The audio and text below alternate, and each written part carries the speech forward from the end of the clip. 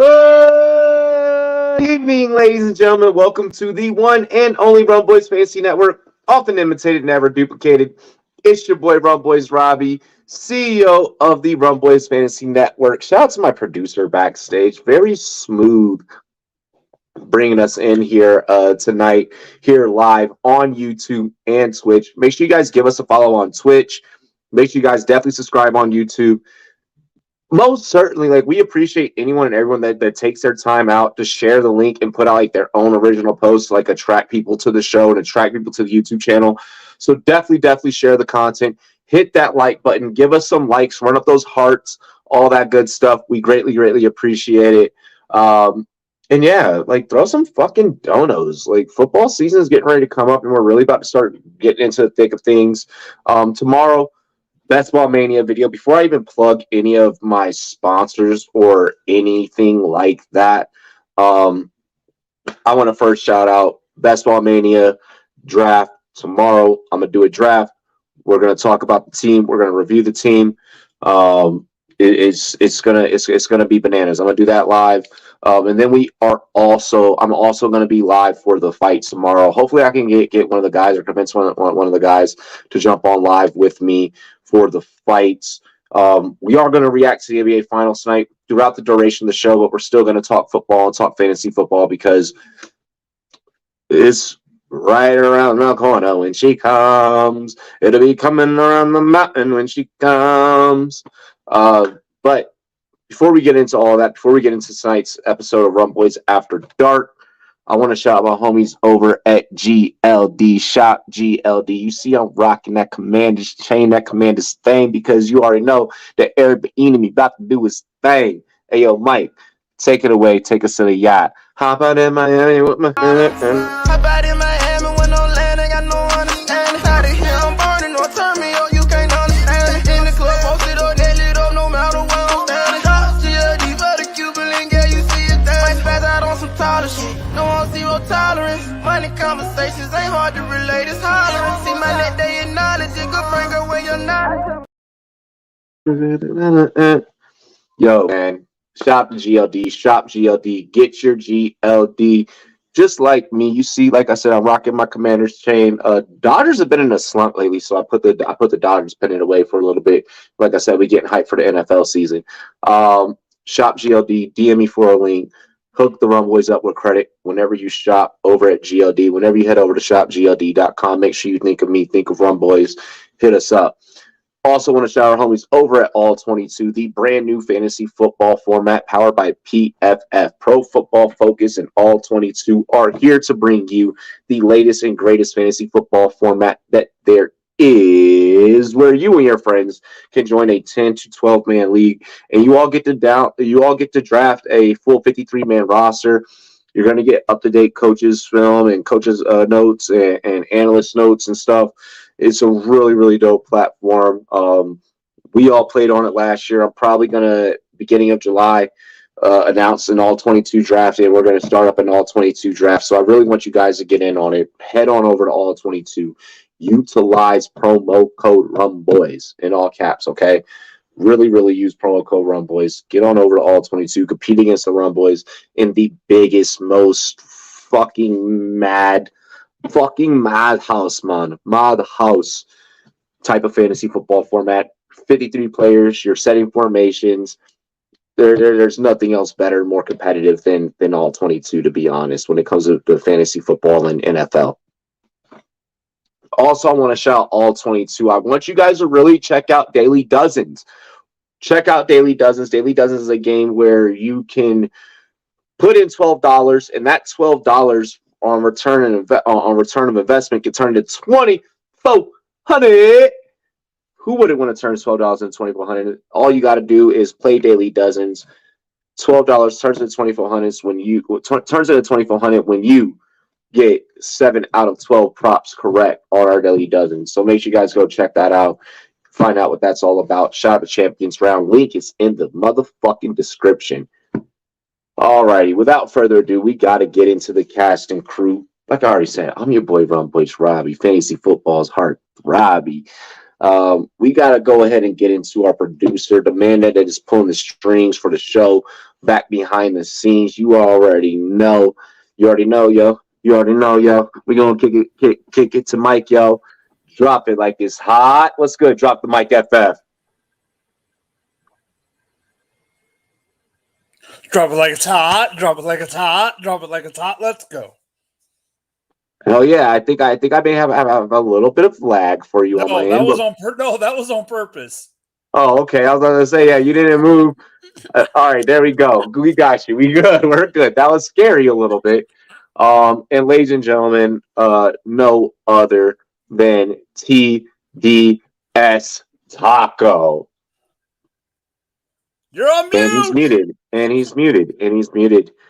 Well, while he's muted, we can go ahead and get into our chat. Oh, there we go. Are you good? Yeah, what's good, boys? Yeah, I muted when I came in just because I didn't want to make any noises because I was fixing some shit in the background. You know what I mean? Are you sure? Is everything still safe and not on fire up there in New York? Well, yeah, New York was never on fire. Canada was on fire. Canada's the one that's on fire, Canada but was like on fire, but you know what? You know what New York looked like? Y'all remember in Justice League? Oh yeah, when Batman was in fucking that like nightmare scenario, and he had the guns and he had the fucking trench coat. That's what it felt like. Robbie can attest to this because he lived in LA at one point. yeah. What up, Z2? For me, that happens every year. Yeah, that's an every year thing here in Colorado. That's why, like my girl who lives in Virginia. I'm just like, y'all ain't used to this shit. Yeah, what up, Z2? Wildfires. That shit's for the birds. What up, Toby? What up, Leafs? Aiden, what is good? What is good? Nunez to retire? I don't think so. I don't. I think Nunez has like one or two more fights and then she'll retire. But that's not a bad prediction. Yeah, Oliveira tomorrow. Oliveira, Teofimo Lopez, Josh Taylor, the Nunez fight. We're coming at you guys with a lot of content tomorrow. Like I said, Best Ball Mania draft video. That's gonna be early in the day. And then right after that, I'm going to go to a barbershop, get a haircut, and I'm coming right back to go live for the fights for you guys. So busy Saturday. We're definitely hitting the books tomorrow. Speaking of books, right now we have a 25-25 game, 9:05 on the clock in that NBA Finals. We'll keep you guys updated on tonight's broadcast since that event is happening live. Hey, yo, I finally got a free Saturday so I could chill with you guys from the London down under. Shout out to the Beard, man. Able to pop in the Rumboyz After Dark. It's Beard, Saturday out there in Australia. Hey, Beard, am I making you proud yet? Let's go ahead. I'm going straight from the bottle today, guys, because I have some really awesome news. I'll reveal it when everything is finalized and everything is official. Pen is on paper and contracts are signed. Rumboyz is still here to stay. Before I get anyone scared, Rumboyz is here to stay. Rumboyz is always going to be here to stay. We're always going to keep our name, image, and likeness. But big things, big people want to have our services. So it's going to be litty. It's going to be litty.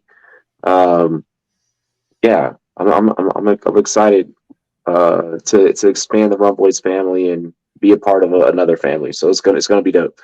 So yeah, we're gonna have a great show. Mike, how you feeling?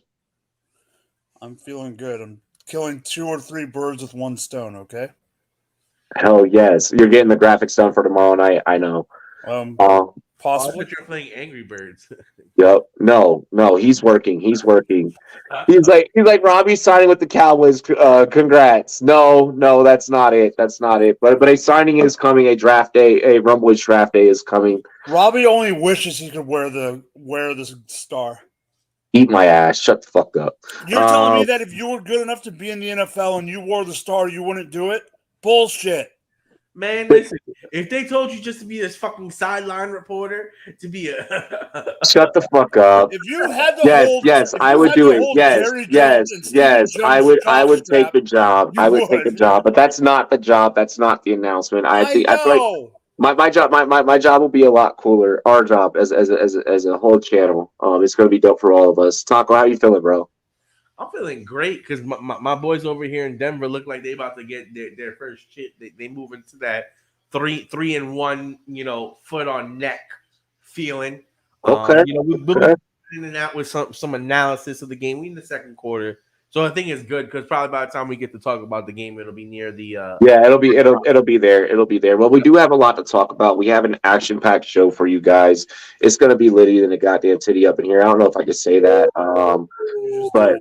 yeah, Like but I just Jack's at the did it. Super Bowl? Janet Jack's at the Super Bowl. Ladies and gentlemen, this is Rumboyz After Dark. You already know what it is. Cheers to me. Cheers to you. All the Rumboys and girls, what it do. Dilly Dilly. Got that Sailors on deck. I poured a little bit of something in my Coke. I got that drink in my cup. Oh man, I was about to hit that Kirko too, bro. Yep. That shit is classic.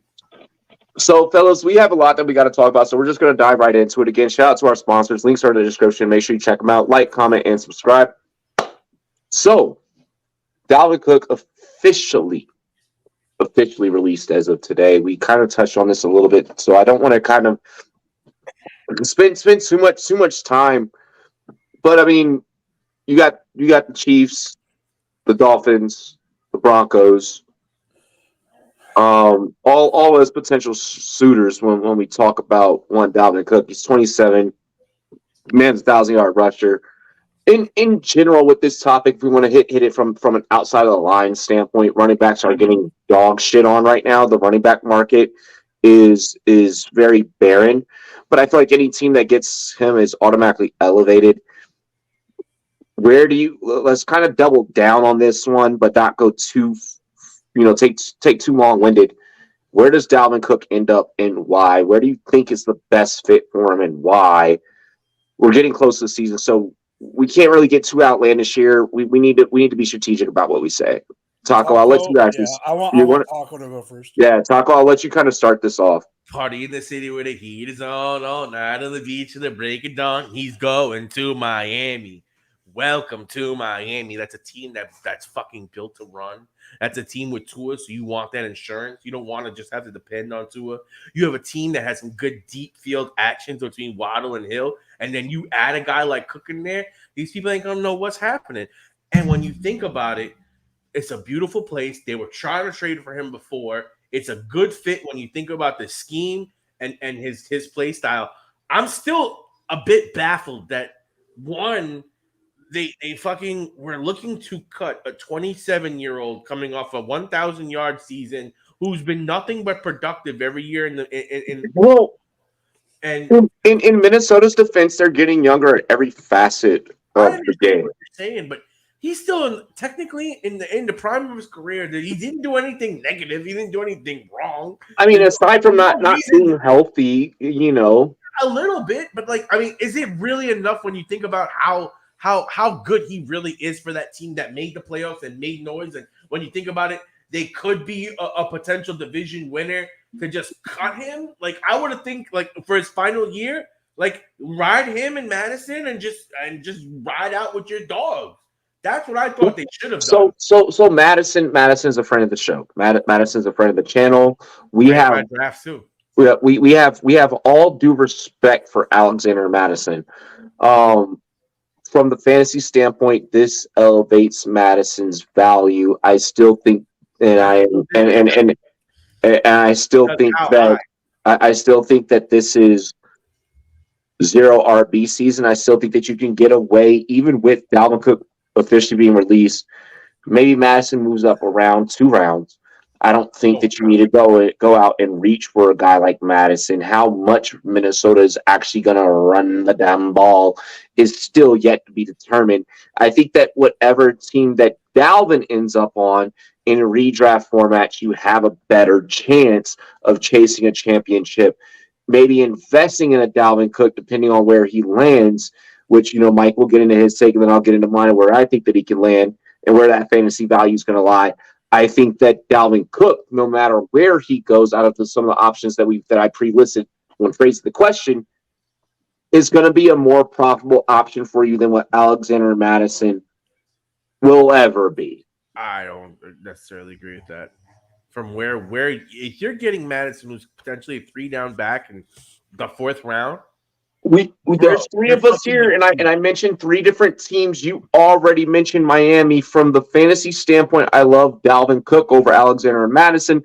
In that Miami scheme, I think that not only is Miami fantasy friendly enough to be able to be profitable in the pass game for you from a fantasy football standpoint, but I think that with the addition of Dalvin Cook, you see Miami for once since Jay Ajayi actually provide a return on investment in the run game. Maybe he's 970, maybe he's a 978-yard guy, but he gets me 7 touchdowns. I'm okay with that. Maybe he doesn't break that 1,000, but I'm okay with that. Mike. Okay, so the first, I'm gonna. And I am a chain fan, but I'm gonna touch on everyone's topic or everyone's take, just with unbiased. I'm gonna start at the other angle and not what team. The reason, and it goes to Taco's argument about them. Why the heck are they cutting them? It's because they're in a money problem and they're saving $9.5 million. That's the other reason they got rid of Zadarius Smith. Zadarius Smith and him both got taken off the team purely for money, knowing that they got the younger talent. They got Madison. They got Ty Chandler. They just drafted McBride out of UAB. But this is where Washington got off, and I hate to give Schneider credit, but this is why Washington was saying that they weren't going to pay Cousins that money, because we knew this, and every analyst in the industry forecasted this happening when Kirk Cousins got that contract. So I just want to make sure I add that as you're continuing. Go ahead. That's also why Thielen left. And not only did you pay Cousins, but when you did pay Cousins, a certain number 18 was not on the team. No. A certain number 18 hadn't performed the way he has. And is only getting better. And now you're going to have to pay number 18 in a year. And you're going to have to eventually move on from Cousins. So for like Minnesota's in this very fucked up position, in this very unique position, to where last year and the year before that, it was already boomer bust for you. It was very much Miracle in Minnesota, very much old school Randy Moss, Chris Carter type of feels. It was that. Remember when Gary Anderson missed that big kick in the Super Bowl?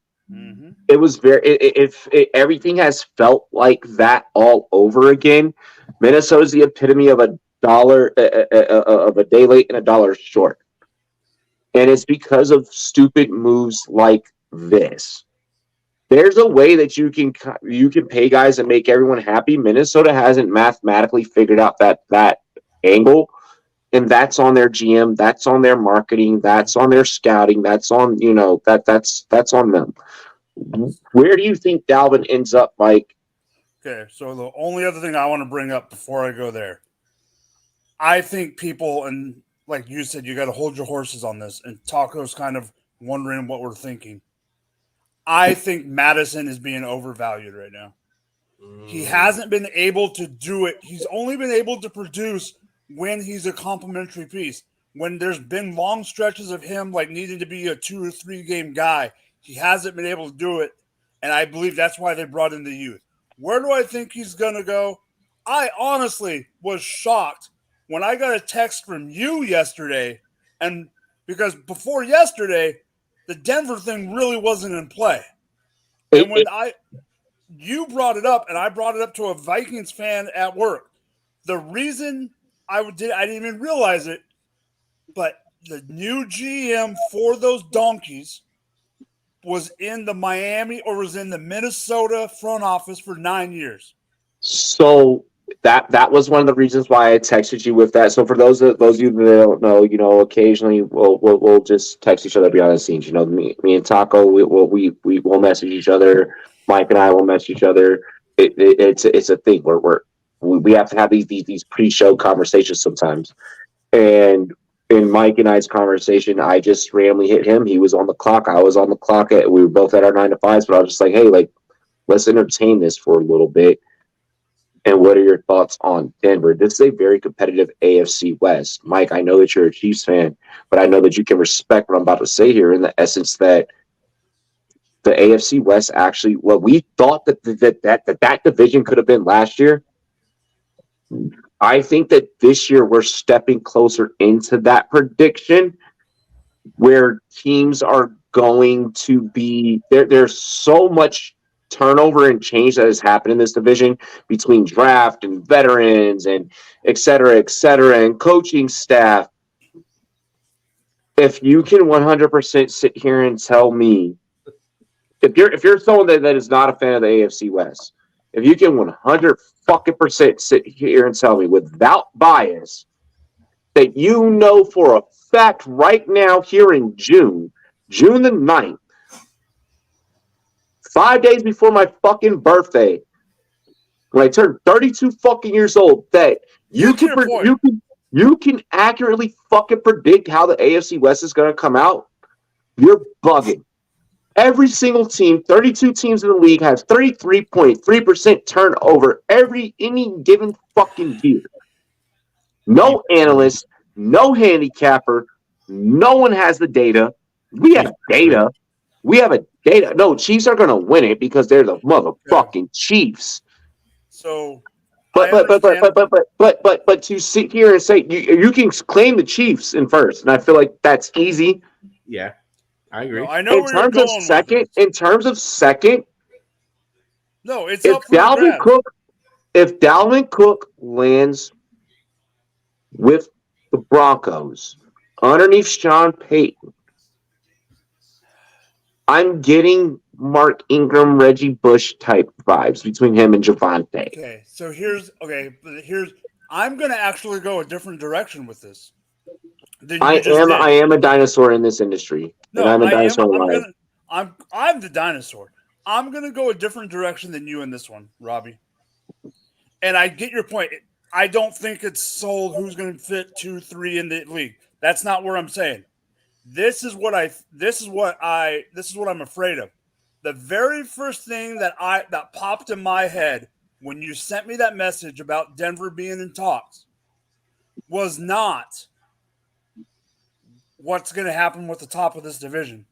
The first thing that came to my head, wild card, is Javonte Williams going to be okay? Is he not ready? And there was another aspect. So are you on the Broncos train with me with this? I don't think he's going to end up there. Okay, I think that the Broncos have a really good shot at landing him. I think that if the Broncos do, it creates a stir in this division. No, they already got Frank Clark. If he goes there, you're 100% right. If he goes there, you're right, Robbie. But I don't think he's going there. Is Cook a multiple-year guy? Do you see them signing? No, but you don't need in today's NFL with the running back market. If you're getting him for 1 year, and you know Williams is coming off ACL. Think of Dalvin Cook as a penny stock that's going to perform really well. Think of Dalvin Cook as a penny stock that's going to perform really well. Even that. It makes sense from the standpoint of Williams won't be fully recovered until probably the midpoint way of the season, where he'll actually be able to. What's up, Albert? Much love, brother. When Dobbins first came back for the Ravens, he didn't have it all yet. He was still getting his feet underneath him. Dobbins also tore the entire knee apart. Exactly. Dobbins' situation was completely different, and that injury had taken place fairly early, like basically pretty much preseason. It was preseason. With an ACL, you don't immediately come back and have your full burst. Hold on. It's different. We were live for that preseason game, by the way. We will be live for preseason games. You guys. Yeah. Yeah, a lot like look. I know that because this podcast is headquartered here in the great state of Colorado, and I know that we rag on Denver sports a lot. Shout out to the Nuggets, 48-43, 2:41 left here in the quarter as we go to a clock stop right here. You going to the parade, Robbie? Yeah, I'll be at the parade. I'll be at the parade. And the parade will be on TikTok. But no, like for real. I really think that Denver has a shot. I'm not trying to hype Broncos fans up. I know that those that are Raiders followers aren't happy about the take, but you have fucking Josh Jacobs, Devontae Adams, and you got my boy Mayer as well. Like I think that you guys are gonna be set. Look at this division to be competitive. Look at this division to have upsets. Look at this division to have parity. If it's not the Broncos, then I definitely think that it's the Chiefs. I definitely think that he lands in the AFC West. And then him and Isaiah Pacheco, if it's him and if it's with the Chiefs, that's just going to be a nasty 1-2 punch. The play action is there with Pacheco, and then you just have Dalvin that's going to fucking hit you in the mouth in between the tackles. It's going to be beautiful. It'll be fucking poetic justice. I'll say this one quick thing about the Broncos. They're saying that Russell Wilson's like down 15 pounds and he's looking like lean and mean. Yeah, he's looking. If that's the case, right now he's definitely going to then be underpriced, and he's going to be. If I'm a defensive coordinator and I'm seeing that Russell has slimmed down, I'm like, fuck, he's about to extend the playbook with his legs, which is what Sean Payton loves that shit. Bro, if we end up getting Drew Brees 2.0, you can get ready to expect that. And Drew Brees was a fantasy darling in his heyday with Sean Prime. And think about how successful Russell Wilson was behind a successful run game with the Marshawn Lynch. Had they handed the ball off, they would have had that extra Super Bowl. Sleeper. I think that this team is becoming more fantasy friendly than what we realize. And we've kind of talked about that, throughout the duration of many episodes that we've done over the last couple of months. I'm looking at the landscape and just Vegas is such changing. So it's going to be super interesting. Speaking of super interesting, we're going to head from the running backs to the wide receivers. What the fuck? Both these guys. First, Dalvin ends up as a cover a week and a half ago, 2 weeks ago. And then we do the episode featuring D-Hop last week. And now we're back again in the news talking about D-Hop because the picture's really starting to look super clear. It's starting to look ugly. It's ugly, but it's clear. I don't like it. It wasn't clear. I just said it was ugly. I don't like it. You don't like it. None of us here like any of the things that are about to happen. Mike, I'll let you start. DeAndre Hopkins is looking like he's going to be a Tennessee Titan or a New England Patriot. I guess there's murmurs about the Bills. I don't really see that happening. Take it away. It's pretty much at this point, based off the knowledge that we know, it's Titans or Patriots. And I'm going to finish this beer. Not quite, but I'll get to that in a second. The Tennessee part. This is purely, and I literally just saw this right before we came on air.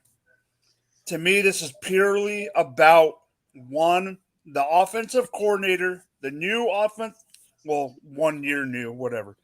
The new offensive coordinator for Tennessee since Arthur Smith has left to go kill the offensive in Atlanta. The new coordinator was with D-Hop as the wide receiver coach in Houston. That's one of the reasons that D-Hop is interested in going to Tennessee is he already has ties with this offensive coordinator. That is part of the reason I'm scared he's going to go there. If he does go there, the reason I think it's ugly is because that team is ugly. Yes, he'll have Derrick Henry. Offensively, it's ugly, Robbie. It's Tannehill. Ugly. It's ugly. It's ugly, but given the lesser of the two evils, so I feel like you have to look at the situation from the eyes of Which one's the lesser of two evils? Oh no, I'm going to the other evils. Don't get me wrong. Hold on. I'm taking Tennessee all day in this I'm just saying it's ugly, and I do think it will help Burks because Burks won't have to be the only eye. I do think it'll actually help. I won't say his name because I'll ruin it. I'm just going to say I think it'll help Chig. Okay. Yep, it'll definitely help Chig. Going up to Boston to that mess of a team. You play for Bill Belichick, who loves jumbo sets, who loves to live and die by the run. No, has nothing to do with that. Has nothing to do with that, Robbie. It has to do with one of your favorite players of all time. Which one? Randy. Okay. Randy wasn't even profitable in that system. He was profitable, but hear me out. This has nothing to do with him being goddamn profitable. Let me speak. Go ahead. The problem that Randy Moss started in New England was because he went up there. He was there the year that they went 17 and blah or 16 and blah blah blah, and then lost and all that jazz. Ever since he did that, greatest receiver in football history. Another argument for another day. Ever since he did that, other end of career wide receivers, including Ocho Stinko, thought they could go to New England and play for a year under a guy like Belichick and blah, blah, blah. That's what I'm afraid that's going to happen with D-Hop. I don't think that players bullshit. They don't want to play for Belichick. Bullshit. I don't think that players. Hold on. I don't think that players want to play under Belichick with mac and cheese. But what I'm saying is this is going to be the test. The offensive coordinator. I think it's going to be a test to see. But you brought up Buffalo. I am going to bring up the red and gold. And the reason I'm still going to bring up the red and gold and the Chiefs is there's still murmurs in the Chiefs community that it is a possibility. They're going to have to decide very quickly, and I'm glad we brought the other one up just a minute ago. They're going to have to decide really quick which one of the two they're going to go after. They're not even going to be able to go after both Cook and Hopkins. No. And they're going to have to decide which ones they're even going to attempt. Hopkins. Personally, I would attempt Hopkins. That's what I was going to bring up. But if I had to guess right now, I'm thinking Hopkins is going to be a Tennessee Titan. I'm thinking that Hopkins is going to be a Titan. I'm thinking that money is going to rear its ugly head into the situation, which is not good for the receiver. And I don't want him to go to Cleveland. I want him to go and get a ring. I definitely don't want him to go to Cleveland. I don't think that Cleveland shouts to the homies over at the 33rd team. I know that they put out what the projected roster would look like with Hopkins in Cleveland. I just don't see that. And just what it would cost, and I just don't see it. Even with Hopkins in Cleveland just kind of reminds me of one of those organizations that like can have all the talent in the fucking world and still can't get to the end. Like we've seen that plenty of times where like teams just build and build and build. Like they basically try and pay and like front load the talent and it's still not enough. The Browns just give me that vibes if they were to get Hopkins. I think that Tennessee, at least Hopkins can go win the division. Maybe they can win enough games to put on a run. Tannehill, Henry taking the load off the passing game and opening up the passing game. I think that Tannehill presents a better option to open up the passing game, whereas Mac Jones can't hit the fucking broadside of a barn. Especially when it's an unscripted play. He's shown flashes when it's a scripted play. He is not great when a passing play breaks down and he has to innovate shit off his feet. I think he's a Tennessee Titan. I think D-Hop's going to be a Titan. Remember that stint that Randy Moss? You said remember that stint that Randy Moss had as a Titan? Barely. It was like what? 3 games? 2 games? 1 game? It was I think almost it's that. it was almost as long as AB in Tampa. Or I mean in New England. Yeah, yeah. I think it's going to be something like that. Taco, you're up. I mean, if you're telling me between those two options, I would want it to be Tennessee from the mere fact that we saw with Brown and everything that Tannehill was once able to do. Hopefully, by giving him a couple of more weapons, he can recreate a little bit of magic and you still have Henry there, so the running game will still be there. So he should still get enough single coverage opportunities that he should be able to deliver with Hopkins. But going back to what Mike was saying, man, that's the fit all season that I've been really wanting. Mac is like QB 21, QB 27. He's in like that range. I don't want that. Continue. I mean, with Mac, I could theoretically it's like 50-50. It could be bad, it could be good. And I don't see the Patriots spending money on something that's going to be 50-50. You want something that's going to be more like a 70-30. Not until they know for a fact that mac and cheese is him, and I think that they know that mac and cheese is not him.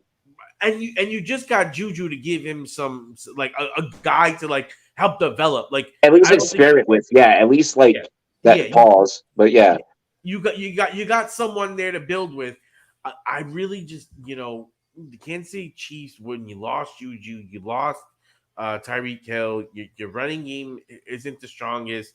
You still got Kelsey, but to get a possession receiver like Hopkins, especially who could play in the red zone, a jump ball guy, like that's because you have some other guys like Tony and Moore and some of the other guys that drafted could be the young speedsters that could stretch the field and get you some of those plays. But to make those big catches, to get those first downs, to get those touchdowns, I just see that he fits there so well. And MVS is a 2 with D-Hop. I love. Yeah, and then you still got Tony there as like you're kind of like 2-3 with You're him. 3, he's basically he's definitely a 3, but I mean, they're talking about he's like going to be like the one. Mike, how do they have the pecking order right now by you for the Chiefs on the wide receiver depth chart? Who are you talking about more importantly? Tony. Yeah, the depth chart for wide receivers. He's like they got him at the 1. That's what I'm saying. That's what I've been hearing. That's crazy, right? He's playing as the 1. No, it's not crazy. We don't have anyone. That's not good. That's not good, and that's what makes that adds even more strength. Who's the number 1? Patrick Surtain is going to fuck him up. And J.C. Jackson's back healthy now. Hey, you got Tony. You guys just put me on a soapbox here. You got Tony. You got freaking MVS. Yes. Rashee Rice.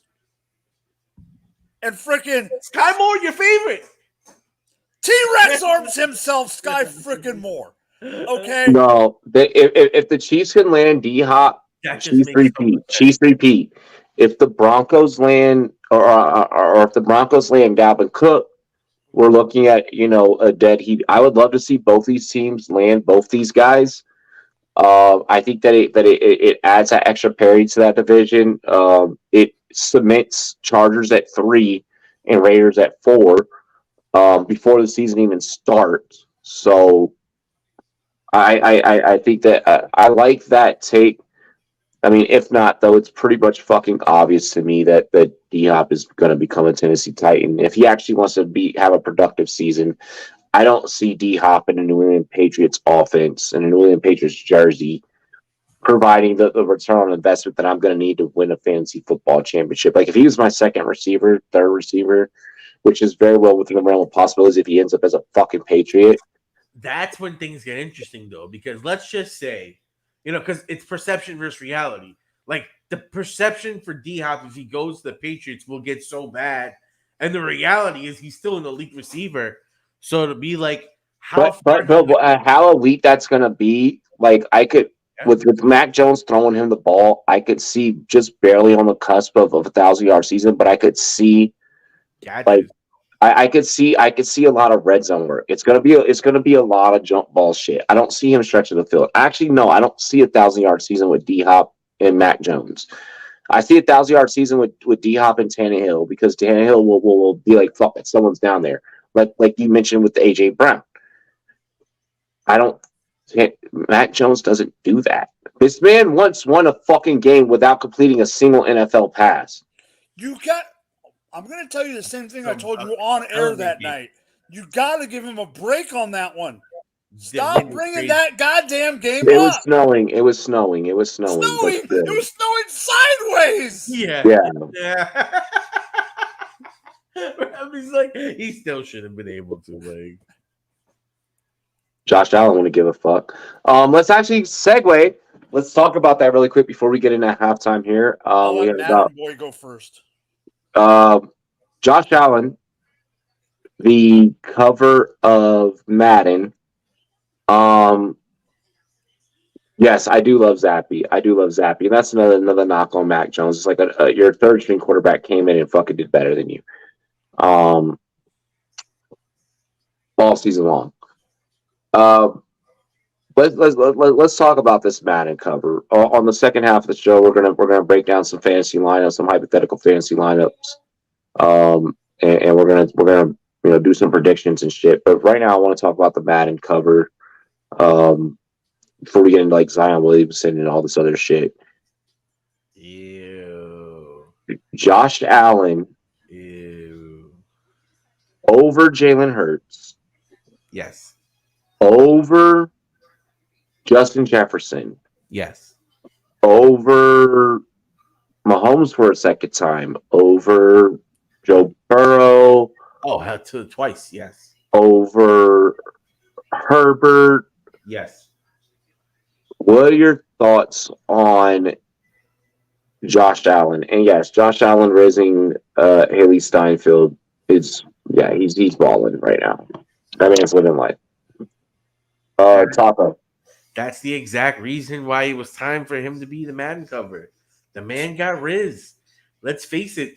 How many of these girlies all over are Josh Allen daddies? How many of these girls fawn for this man? Especially over here. Is Josh Allen the Matt Rife of football? Oh, God. I'm so sick of hearing his name. I'm so sick of hearing his name. But I don't even know who that is. But I will say, wow. Look him up. That motherfucker's funny. No, he's a comedian, but he's like ripped and sexy.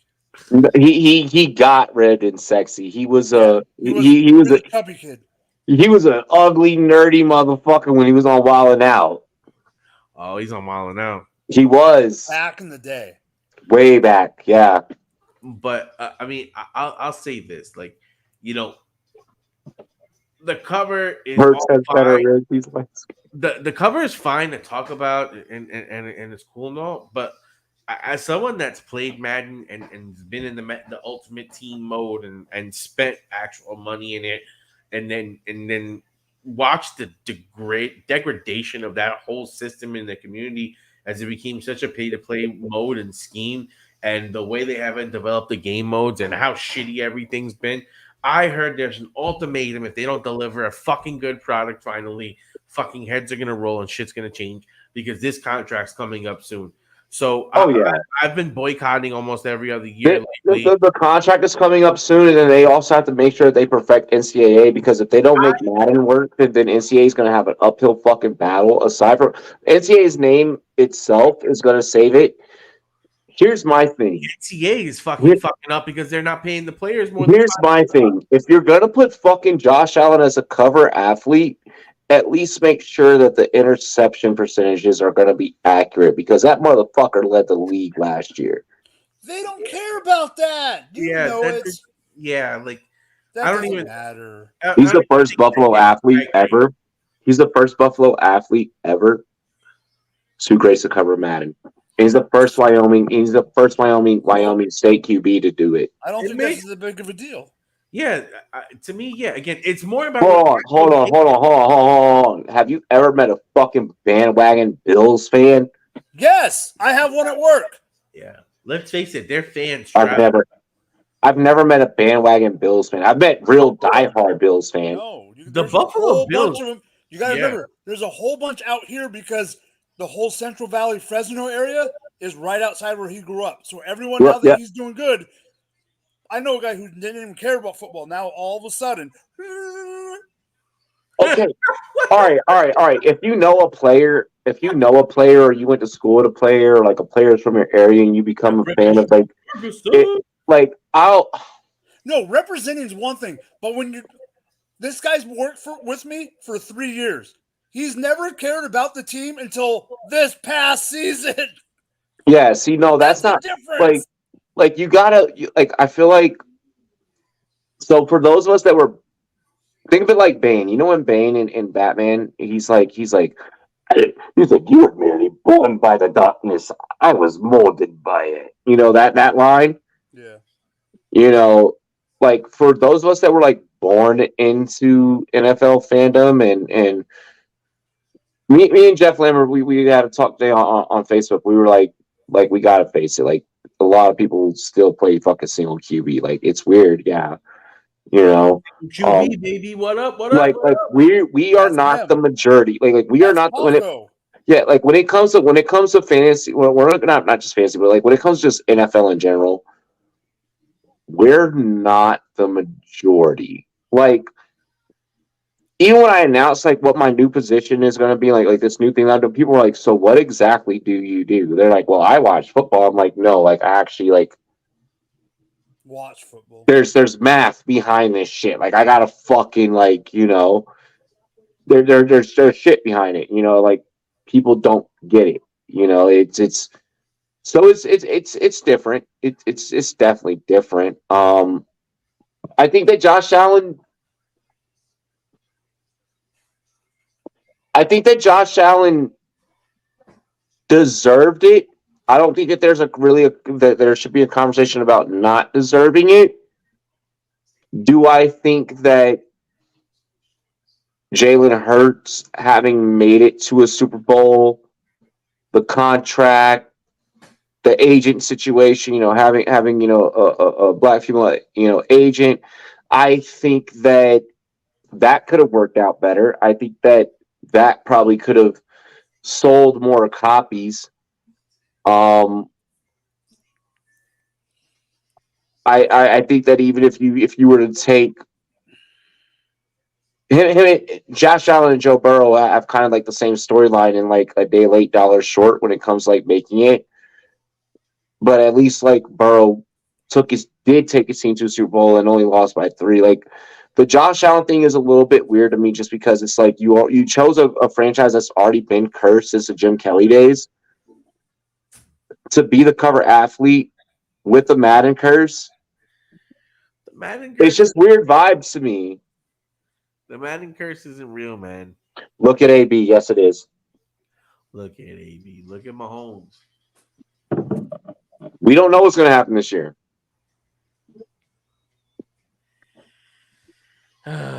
Robbie. Mike Vick, Donovan McNabb. Okay. There's Oh, been oh, oh, oh, there's been so Lamar. many times. So what do you think's gonna happen? Josh Allen's gonna get hurt? I'm not going on record and saying that. You're not fucking putting me in that position. What the? That was what the Madden curse was, is that the guys were getting hurt. No, it's not. No, it is He's anything right. underneath the fucking sun. When the whole Madden When thing, it first started, it was an injury thing, and then it started becoming other things. So now it's like this morphed into this whole cultural phenomenon that we Yes, it's dwarfed. It's dwarfed. It's a fucking star. It's like woke. Nobody knows what woke is. Nobody knows. No, nobody knows nobody knows what conservative means anymore. No one knows what none of that shit means. Nobody knows what none of this shit means. They just say it to say it. It sounds good. Motherfucker, look. I'm just saying we know that's a narrative that's going to be painted. We're literally about to start talking about narratives come the second half of the show when we get into some of the more like, talking about narratives being painted. You have some good paintbrushes, bro. I see you with the broad strokes right now. We're going to talk about someone that did some stroking later on. Hey, Dilly, cheers to me, cheers to you, all the Rumboyz and girls. What it do? That was a great like little teaser. Man, listen, it's like how does how does it say? Drop it like it's hot. Drop it like it's hot. Speaking of dropping it like it's hot, I think it's a perfect time for us to get into halftime. Yes. What do we say? I picked the first video. Mike's gonna play commercial, and then we're gonna get into a second music video right after that, right, guys? Well, Yeah, what's the so- first topic out of the break? Because I think that we all agree that We have fantasy football trios. I say we Uh, gossip first. Let's do That- something that- else. Let's do something else. Yeah, we have over under predictions. We're gonna also get into some gossip. We're gonna get into some shit. We're really gonna talk some shit. There's a lot of shit that we gotta talk. So I mean that's gonna be fun. Like the second half of the show, like you're probably during this halftime, you're probably gonna want to take a couple of shots, have a couple of beers, smoke a bowl. Good thing NBA's on halftime right now. Yeah, we got. We're gonna close out and wrap up the finals. Talk about the finals. We got some football talk. We got some football talk. So tonight's show brought to you by GLD, brought to you by All 22, brought to you by Champions Round. You already know what it is. It's going down. Make sure you guys like, comment, and subscribe. It's motherfucking Rumboyz Fantasy Network. It's Rumboyz After Dark.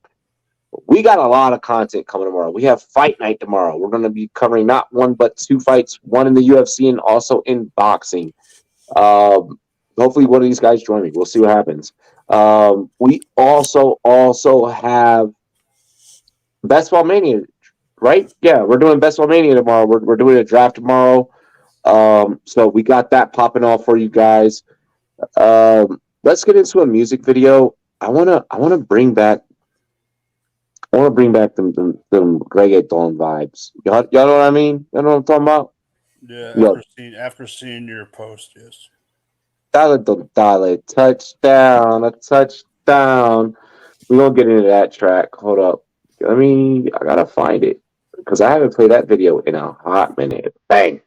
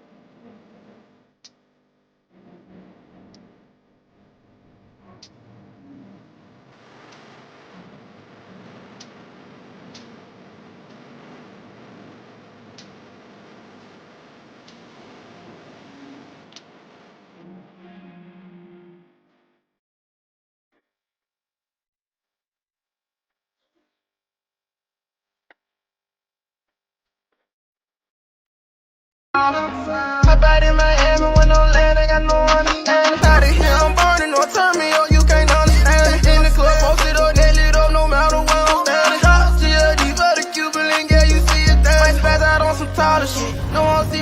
hollering. Money conversations ain't hard to relate, it's hollering. See my net, they acknowledge it. Good friend, go where you're not.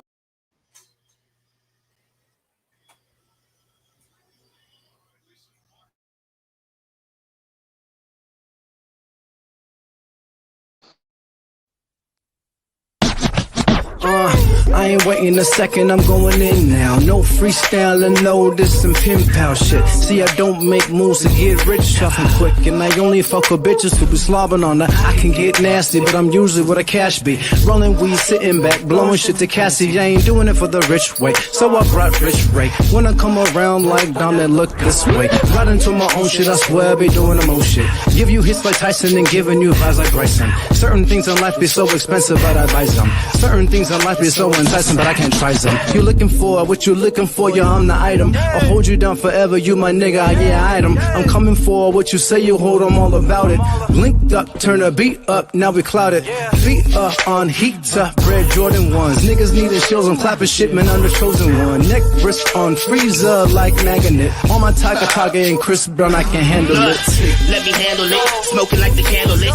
Any beat I study, break it down and then dismantle it. Competition challenge it, I'm dealing with some damages. Juggle lots of life, but now I'm learning how to manage it. I've been to the bottom of bottoms, I never been to the top. I pop some bottles with models, I see my friends getting shot. I sip and drown in my sorrows, I smoke a weed by the lot. I stand and post on the corner, you'll never look. I ball like a piston, you'll never play my position. You catching what I'm pitching, I'm switching, no contradiction. I'm fishing for opposition, no vision and optimism. I wish I was kinda different, but I know my mind is different. I see them bitches smiling, long as she happy. I'm on the beat violin with my nigga T Savvy. We go back in the day and bring the heat. Cali, you ain't got nothing to say. The nigga be silent. Hey buddy, don't say shit. Everybody cap, changing faces like a facelift. They think they all that. Trust me, bitch, you just basic. In 20 years, you'll be looking back, wishing to erase it. And I'm too savvy, I'ma get it to the end of my days. And I'll be only blowing smoke if it's that Jenny A. You say you always keep a 9, but niggas, I always keep an 8. Niggas straight in my face with that cap, it's okay. Niggas stay with a fresh cut, need it, no way. I can't take these niggas serious like all the brothers Wayans. I just be adding up experience while I'm changing up my wins. And I got my own condo, so I just change it how it's laid. And me, I'm never changing lanes. I got a better way to demonstrate and elevate the game. I keep a level-headed saying I told the devil pave the way. If ever I see there's a day, I'll disappear like David Blaine. I never had it from magic, I had to grab it from tragic. Sometimes I wish like Aladdin, get thrown the pits with the dragons. Imagine living in lavish, I wanna get it, I have it. I remember shit in the trash cans, in the trenches in Afghan. But I made it back to the States, made it back to being black, and now they laugh in my face. With all that's happened, it's so hard to say this place is so great. So on the track, I found my faith and put my faith in the tape. Yeah.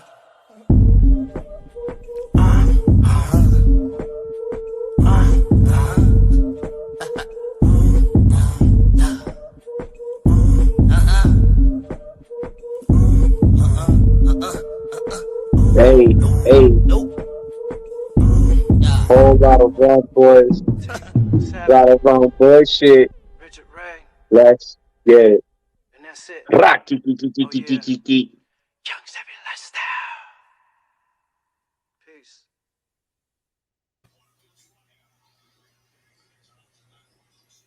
Oh my gosh!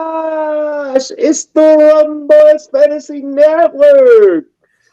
Here live on Rumboyz After Dark. Taco just what did you do? You just take a shot? What did you just do? What? Did you just take a shot? No. Oh.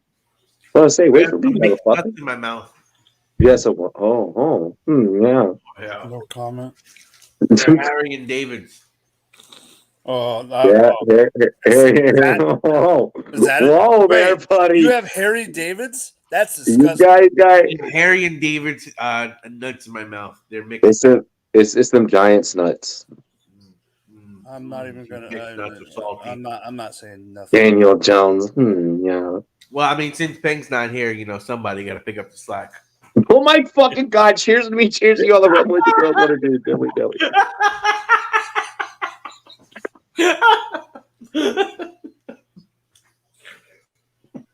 Shout out to Peng.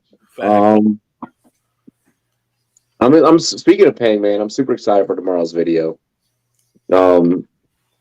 Best Ball Mania. We're gonna teach you guys how to build a $3 million lineup. Like, if there's anyone that can teach you how to build a $3 million lineup, it's probably this channel. Like, these two here can vouch. They've worked with me long enough. Like, especially Mike, because Mike has been in leagues with me. Mike has been in big tourneys with me. I'm in the league. I'm in two right now. Yeah, exactly. So I mean, The multiverse league. yeah, like we do big shit over here. We've won big trophies. Come on, like top 100 of Scott Fishbowl. Like how many people get to wear that as a badge of honor? Not once, but twice. Like I've done that twice. We're doing like a fans league, right? Because I need to whoop up on some of them. Yeah, We're gonna do a fans league. We'll be announcing. So first announcement's gonna be the All 22 league. We're gonna announce that league. And then like that whole like 4th of July weekend, we're gonna announce like 3 leagues. Like we're gonna announce a redraft, we're gonna announce a dynasty as well. So there's gonna be some fan leagues, there's gonna be some free leagues. Single QB redraft, like a traditional like fantasy football league. No, I don't know. No, single QB's gone. No, like here's the thing. Like our followers are just too competitive and too good. Like if you've been watching this show for a long time, you've learned enough to where like if I do a fan league, doing single QB does nothing. I'm not making you a better fantasy football player by you playing against me and playing in a single QB. Like I'm not doing you any favors in that. Like I'm not. You're gonna go into your other leagues and. Well, I mean, it's all strategy because you use different strategy in single versus double. It is, but we've been on air for 6 years, bro. We've been on air since 2018, dog. So but like 50% or more probably play a redraft single QB. I don't know. Our followers really like our followers are dogs, bro. Our followers are dogs. Yeah, like our subscribers are dogs. Like these motherfuckers get out there and get it. Yo, shout out to Slap Yourself with the premium dilly, bro. I love it. Y'all ready to talk some shit? Y'all ready to talk some gossip, man? We kind of really need to get into this. Taco and I, we were live for Game 3 when this news dropped, and we said that we were going to table it until tonight. So we're just going to start the second half like real spicy. Like if you haven't taken a shot yet, if you haven't smoked yet, if you haven't cracked open a cold one yet, taking that first bite of some really good food, like right now is probably the time that you want to do it because this topic's about to get real juicy. Oh, yeah. We're going to change gears to the NBA. We're going to change gears to the NBA really quick. We're still going to give you guys updates on the game as it's happening. But Zion Williamson, this motherfucker. You're getting it juicy. So, like, there's a million different ways that we can approach this topic. Like, what did she expect? Or, like Zion Williamson smashed Mariah Mills. I'm going to just come right out and say it. For those that don't know who Mariah Mills is, Mariah with the O, do some research. Take a look. Take a look. Zion Williamson posted this week on his social media. He was having a baby with his longtime girlfriend. This longtime girlfriend has also smashed likes a little Boosie. And then also like got put on blast by Mariah Mills. Like this shit was all on Reddit. I found out through Reddit. And then Twitter. And then Instagram. And then Facebook. And then Snapchat. Like it just started going through all of my social media. What are y'all's thoughts on this? Like this is at the same level of juiciness as John Morant getting caught the second time on Instagram Live with a fucking pistol. I wouldn't say it's that level. This is PJ Washington levels of fuckery. Yeah. Yo, right, Brittany ran with Shaq though. I'm gonna let Taco go first, but while Taco is going, I need you to look at your text message, but You can text me, but do not give me a live air response. Go, Taco. All right, first and foremost, there's like 3 chicks now that Zion is allegedly Damn, that is. and That's all I need. I just gotta say that Zion, what the fuck are you doing, bro? Like you was like Mike made a baby. you just on some shit. Like I'm baffled at the shit that's coming out with Zion Williamson right now with some of these fucking girls. Like, I don't know, bro. Like, did he meet these chicks on OnlyFans? Like, where is he meeting these girls? Dog, you still have to do the fight graphics, right? Mike, you still have to do the fight graphics, right? Maybe. Oh my god. What happened? But look, let's just say this nigga made sex. Hey. Dog, like, he's like, don't give him a live reaction. Motherfucker, that shit was too good. That shit was too good not. Holy. Go ahead. Continue your take. Continue your take. I have the best graphic designer in the industry. You ain't fuck with Rumboyz. But did you see how after all this shit happened, Zion gave money for a fucking school to get jerseys and like all this other shit? I'm like, Zion's PR team jumped on this shit quick to try to use it. But like, he's in a shitstorm right now. Here's my thing. Here's my thing with this whole this whole topic is like,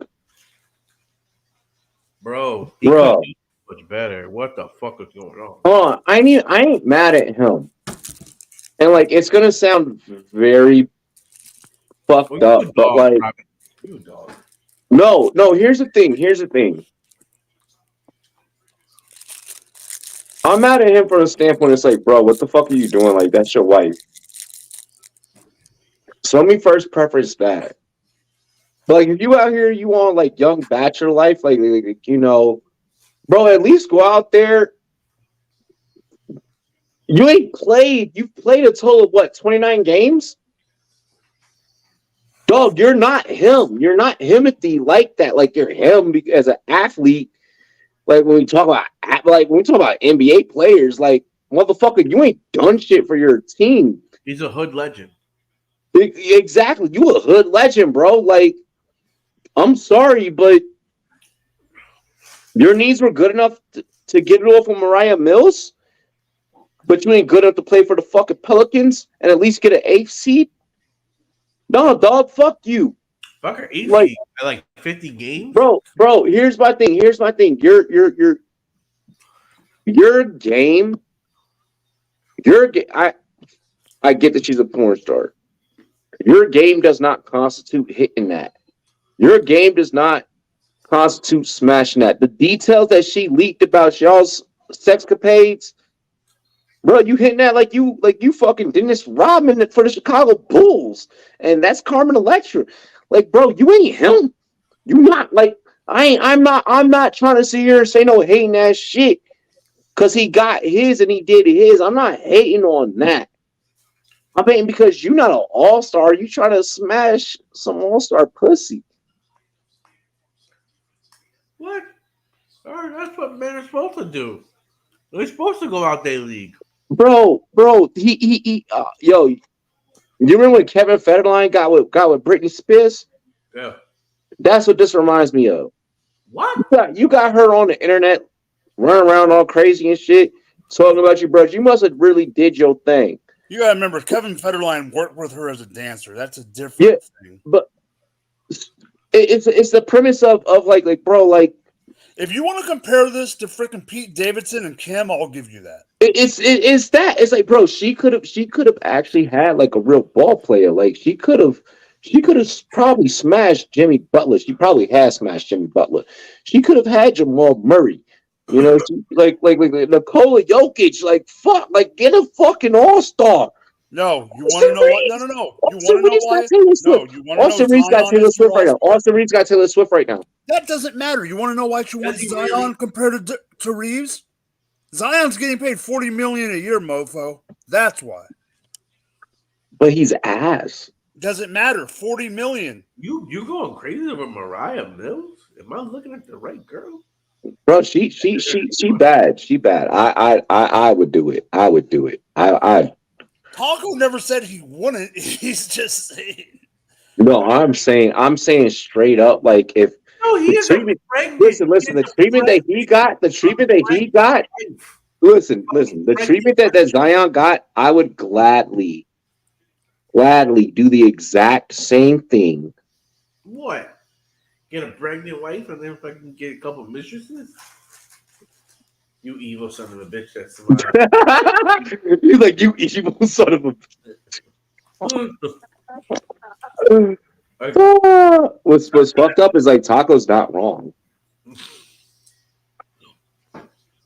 Like shit, man. I'm like, yo, my man's having a kid. I'm just saying. They're gonna say, yo, daddy didn't ever love your mama. He just fucked. Here's what's fucked up. Go watch a video of her. The head game made.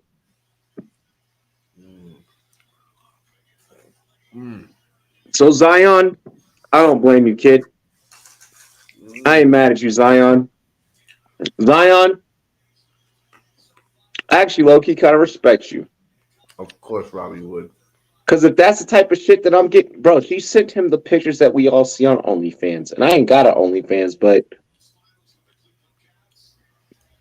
I saw from what I heard, she was like, the shit that she leaked, the messages and the screenshots. Girl, you played. Man, listen, Robbie's like, I don't have OnlyFans, but I have Reddit. I know what to do. Oh, yo, I'd be on the Reddits, nigga. I'd be on the Reddits. Yo, I know these interwebs. Robbie, what's your favorite Mariah Mills scene? Oh, Lord. I'm watching the video right now. I don't have OnlyFans, but I know about like 4-5 of them videos, though. OnlyFans creator Ellie Brooke talks about her future kids finding out about her career. They can cry in a Ferrari. Holy fuck. Holy fuck. They can cry in a Ferrari. That is some savage shit. That is savage. From there, I kind of want to get into I want to get into this football topic. Let's take a shot. This shit is lit. Like this. Why did Zion make these bitches sign? No offense to the women. An NDA, yeah. Yeah, like didn't he see Trump? Didn't you get how this game goes down now? And see if money like does like the money Zion has. I'm just saying, I can't stand these OnlyFans chicks. Yo, I love the stories about what's the dude in Seattle? DK Metcalf and the OnlyFans chicks. Yo, DK a wild boy. That's my homie, man. I fucking DK, wear your Rumboyz shirt, bro. Wear your fucking Rumboyz shirt. Motherfucker, you have a Rumboyz shirt. Like exclusive, fresh off the press. Like your shirt ain't come from China, motherfucker. Like I bought that motherfucker and handed to you personally. Wear your damn shirt, dog. Yo, cheers to me, cheers to you all the Rumboyz girls want to do. I want to get into this football topic. We have some betting analysts and some fantasy football analysis coming up here. We're going to get back to getting smart for a minute, but we about to have some fun. Hey, yo. So y'all hear about the boy Messi? Mm-hmm. Messi about to get real messy. He coming to America. You saw that Messi coming to enter Miami, MLS. Messi, what are we thinking, Mike? Give me your thoughts. His wife wears the pants in the family. Okay, so I don't know how much I don't know how much you guys have paid attention to this, but I have, and Of course. so he wanted to leave PSG. That was going to happen. Hey, take that down. Take that down. Take that down. There's a reason. I don't want to ruin my point, and then you can put it up after I talk. Not only was it the whole Saudi thing and all that jazz, but that was definitely a big part. I mean, no, it was a big part. But Barca offered him a deal, and he went through all that BS, and he didn't want to go back. Blah blah blah, all that. But his wife also told him she didn't want to go back to Barca either. Mike does know soccer, actually. Okay, his wife also said she doesn't want to go back to soccer. West Ham United, baby, let's go. Europa League title. So he got offered the Saudi. He got offered the Miami. She supposedly told him, I would rather live on the beach than in the sand. No, I mean, so there is that side. There is that side of things, but there is hold on. But what we have heard, mumblings and rumblings of more players trying to make the American game more popular. There's marketing dollars, there's name, image, and likeness dollars that he's been saying this for 3 years that he wanted to end his career in MLS.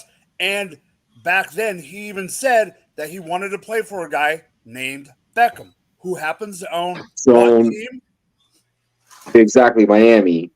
This is perfect. This sets up to where, the Mbappes and, the CR7s and such, can come to the American game and really popularize it.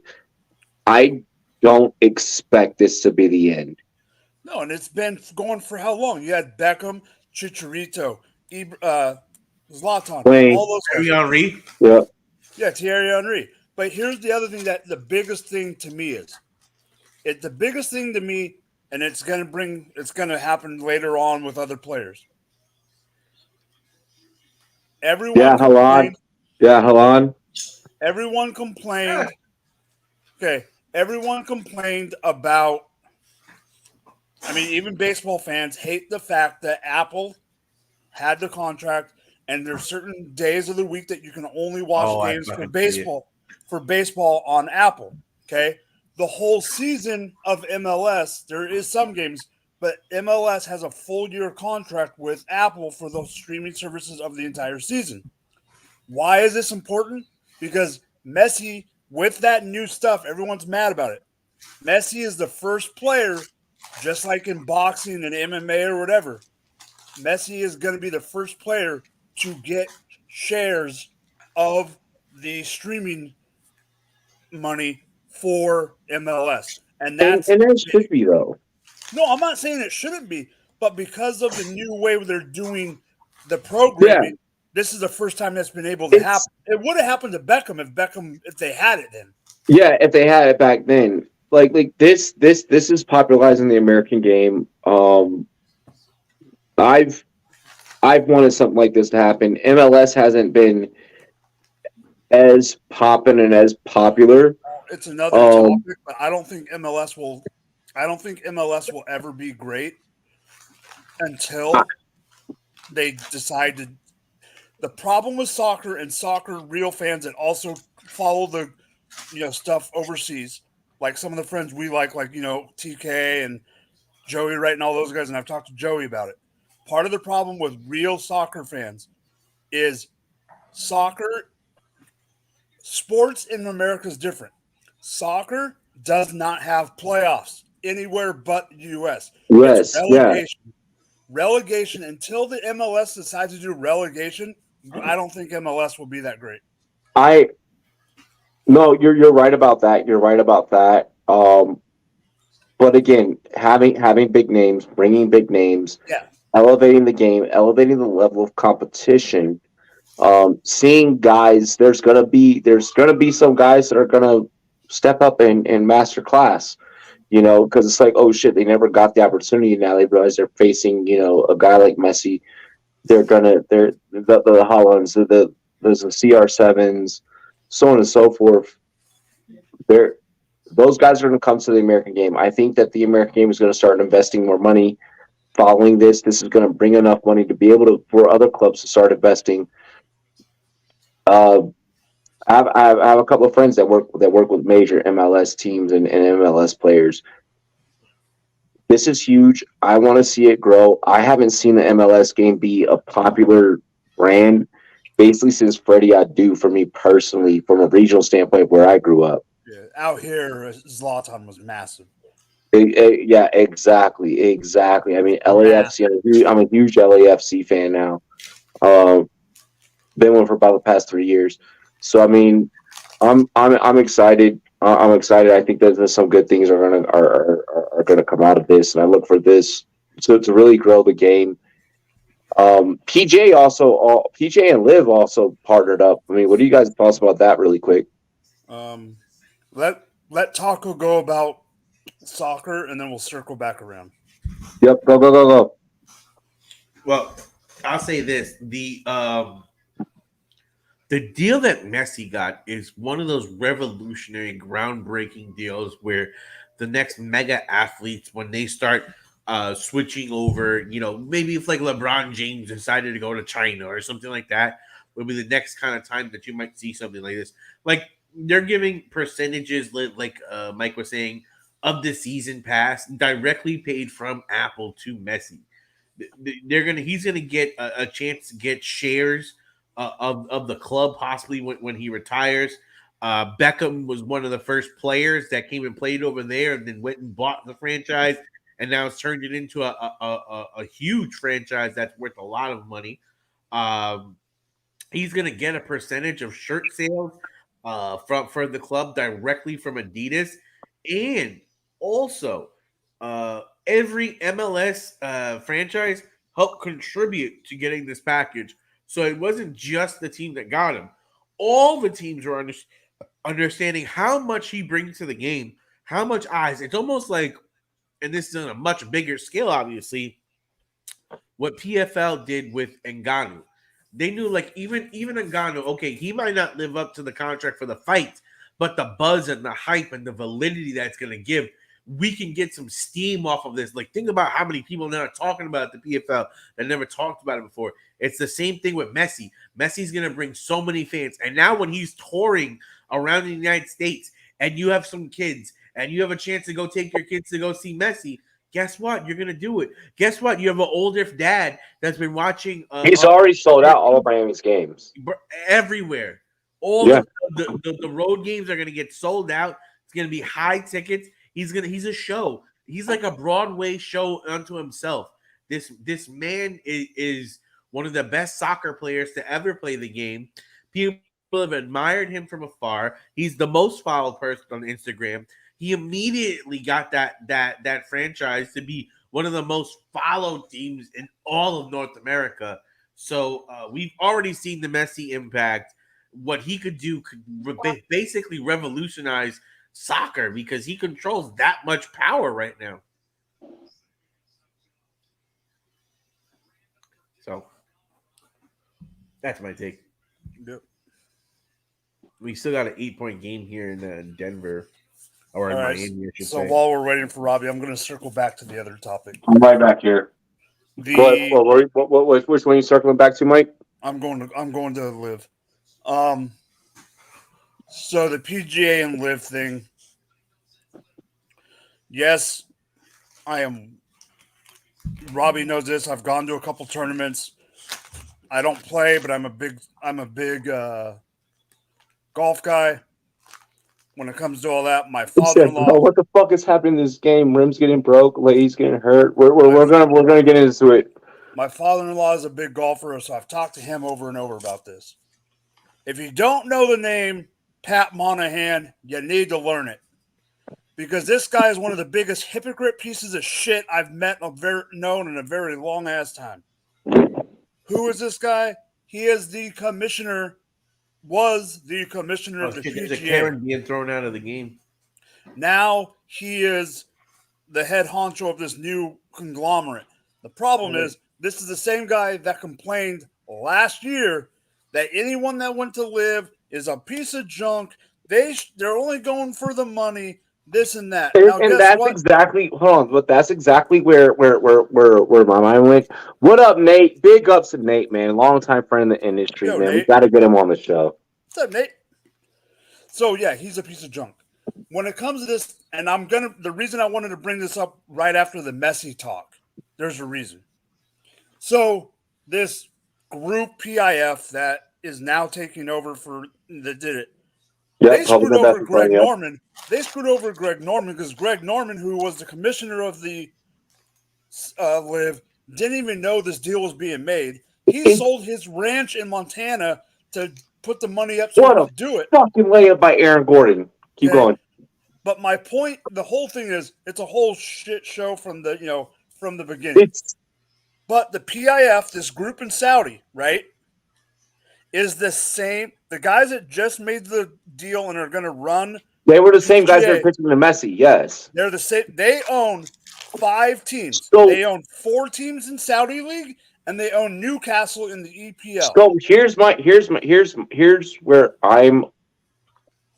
There's rumors they're going to own an NFL team one day. Yes, and here's my issue with it. When sports and political affiliations become crossing paths, that's where I have an issue. That's where I'm like, get fucked. But there's so much money, and this is a business. Like, I can sit here and be like, I won't accept the deal. I want to, if I were probably given a deal where it's like, hey, we're gonna increase you to we're gonna get you to that 1 million subscriber mark. We're gonna build your brand. We're gonna put you and your homies in a studio. Yada yada yada yada yada. Well, then I'm maybe taking that fucking deal and dealing with the consequences of taking that deal or the actions and the backlash later. I'm already about to take a deal that I know that is going to ruffle some feathers. Some people are going to be like, why with them and why this? I don't give a fuck. Like, there's a certain degree and magnitude of I can only ask people to support me and love me for so much to where it's like, all right, I need to do it. I don't like that for Live, and even with the Messi situation that it has gotten to that magnitude. And I'm trying to be careful with what I say and how I say it. Yeah, I know you are. As long as I think about how in the early 2000s, Kanye shed a lot of light on it with, Diamonds Are Forever. And rappers were rocking, blood diamonds. Like, I compare it to that. It's like, don't do anything that's going to that has you involved in a trade or a business to where you don't know where that money comes from. All money isn't good money. Try and make sure your dollar is legit. On a big scale and a small scale. Like, I know homies that have taken deals that maybe have not been so sweet for them. I know artists in the music industry that got 360'd. I know, folks in the sports industry that got 360'd. Without going too deep into it, make sure as long as the money that's flowing into the business, make sure there's some legitimacy to it. Make sure it's clean money. Make sure it's good money. I feel like the PGA knows what they're doing. So with that, I'm trusting the PGA on it. He's like, you're pocketing money. I would never do that. Like, I would never do that. Like, I would never, ever. I could say I would never do that. But, like, I would really have to do my research as to, like, where the fuck is it going? Like, what's happening?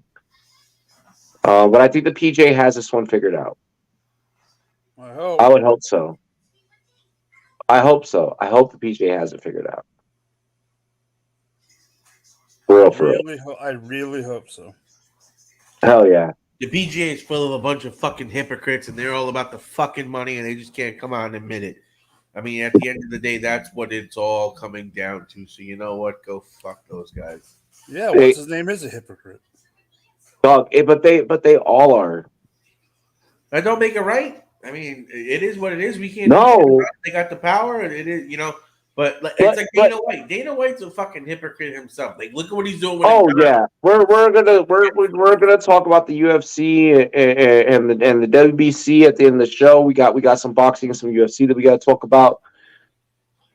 Y'all ready to project? Y'all ready to fuck with Vegas? Like, Vegas hates this YouTube channel, so I feel like we should fuck with Vegas. Let's go. Yeah, y'all want to do a shot before we fuck with Vegas? Let's do it. Fuck you, Westgate. Fuck you, Westgate.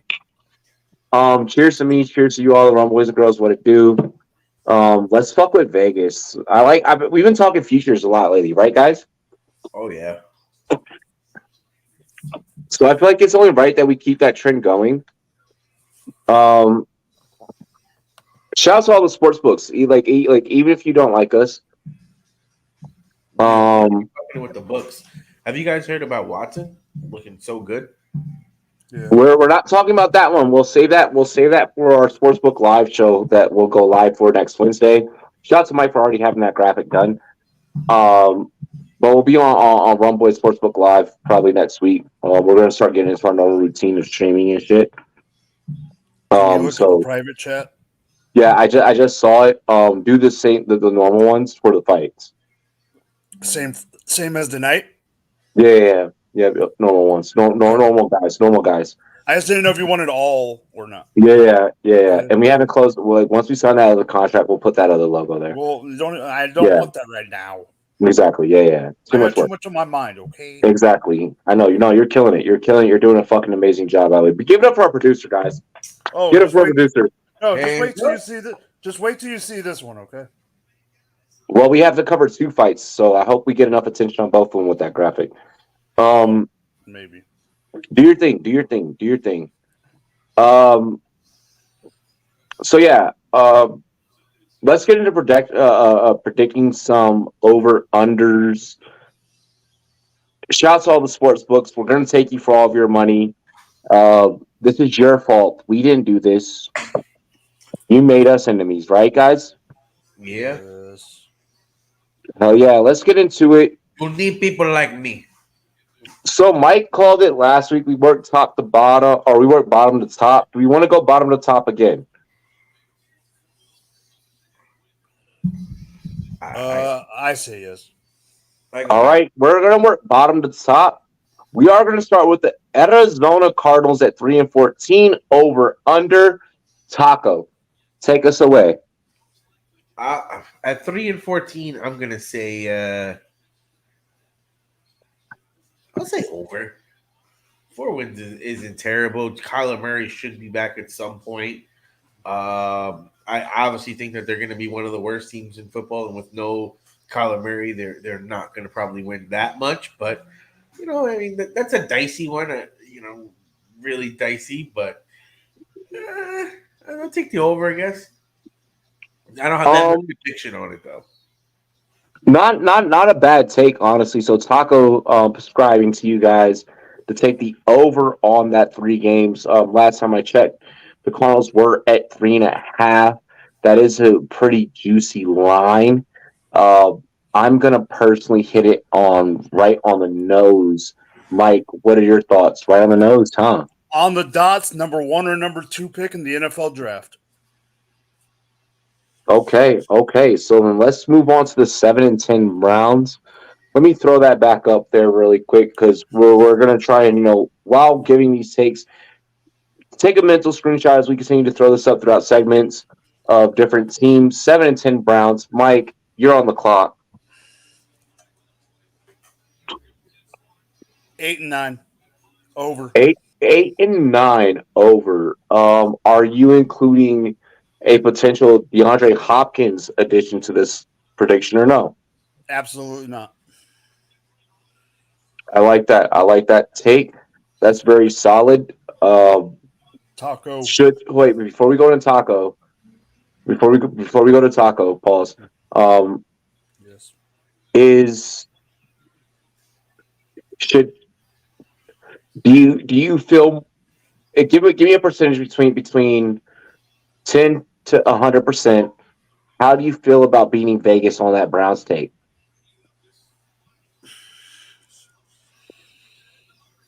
60. Oh, what a block by Bam! You're 60% on the Browns over, right? Mm-hmm. Okay, 60% on the Browns over 7-10. We are now going to move to Taco on the Browns at 7-10, and then he'll take over for the Steelers at 9-8. And Taco. this is going to feed into what I was saying before about Deshaun Watson looking good. And if Deshaun Watson looking good, I know they're going to win more than 7 games because the Browns defense ain't that bad. They got a good running game. And if Watson's making plays up and down that field and every time to throw that ball, oh, yeah, I'm taking that over. And I'm feeling pretty confident about that one. I'll take myself about 80% confident on getting over 8 wins. Okay. Taco going right there at 8. I am just going barely over. I am going to take 8 as well. Do I think that this is a close call? Yes. Do I think that you could maybe even play this on the nose? Yes. But if we're playing for the sake of picking a side, I think they can get more than 8, but I'm saying at least 8. I'm going to lean more towards the 8.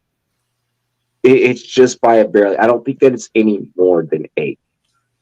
Let's just make sure I preference that. Taco, you're going to take over for the Steelers here at 9-8. Pickens and Pickett. You know, this is the biggest conflict for me because I don't believe in the quarterback, but I believe in the coach. And I believe Mike Tomlin has never gone below 500. So I feel like that it's like hard, bro. Because like Data doesn't give us enough to pick the under. Yeah, it's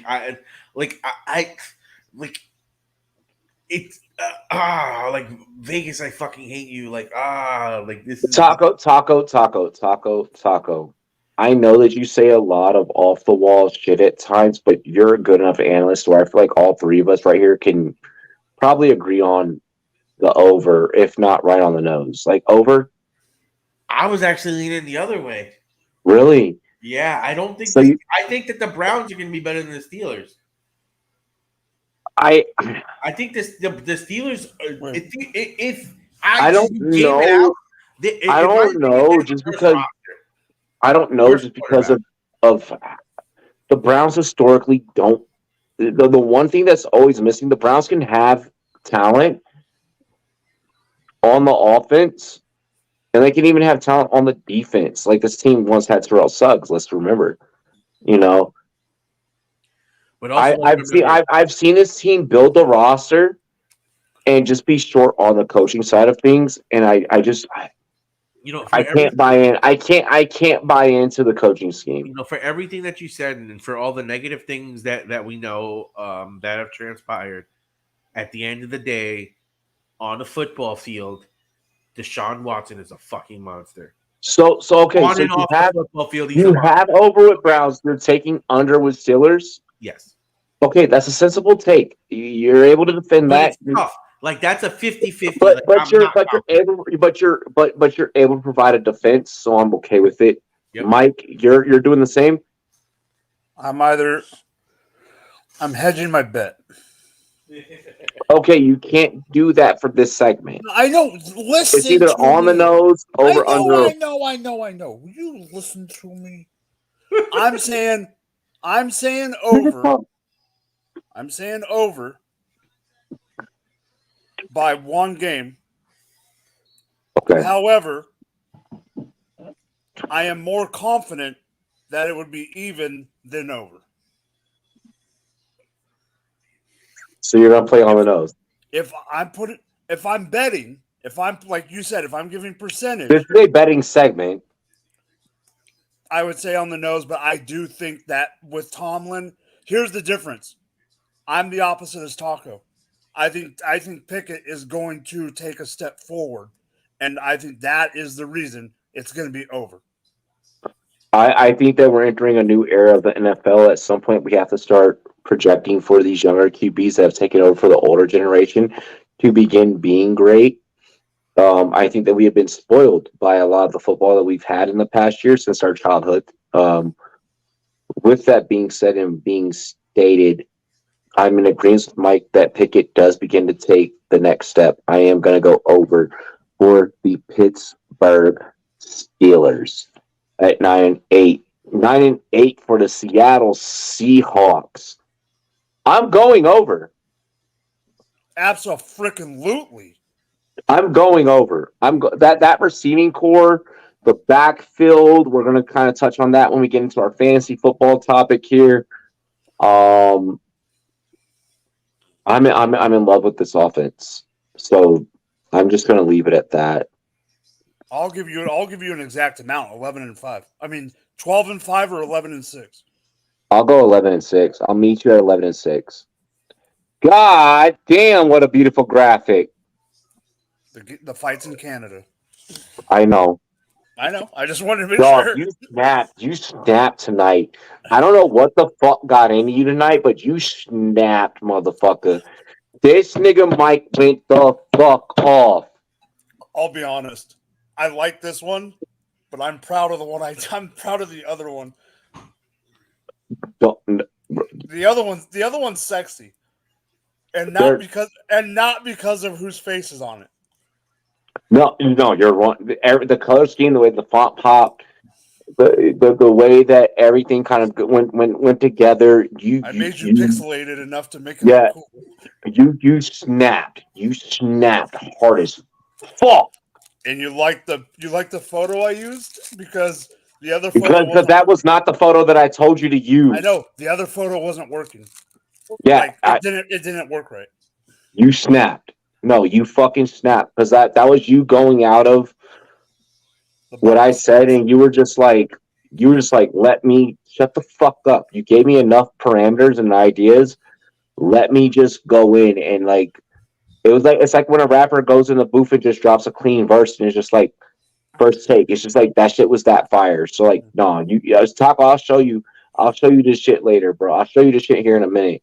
But your take, man. On Seattle. Yep, on Seattle. I'll throw the image back up.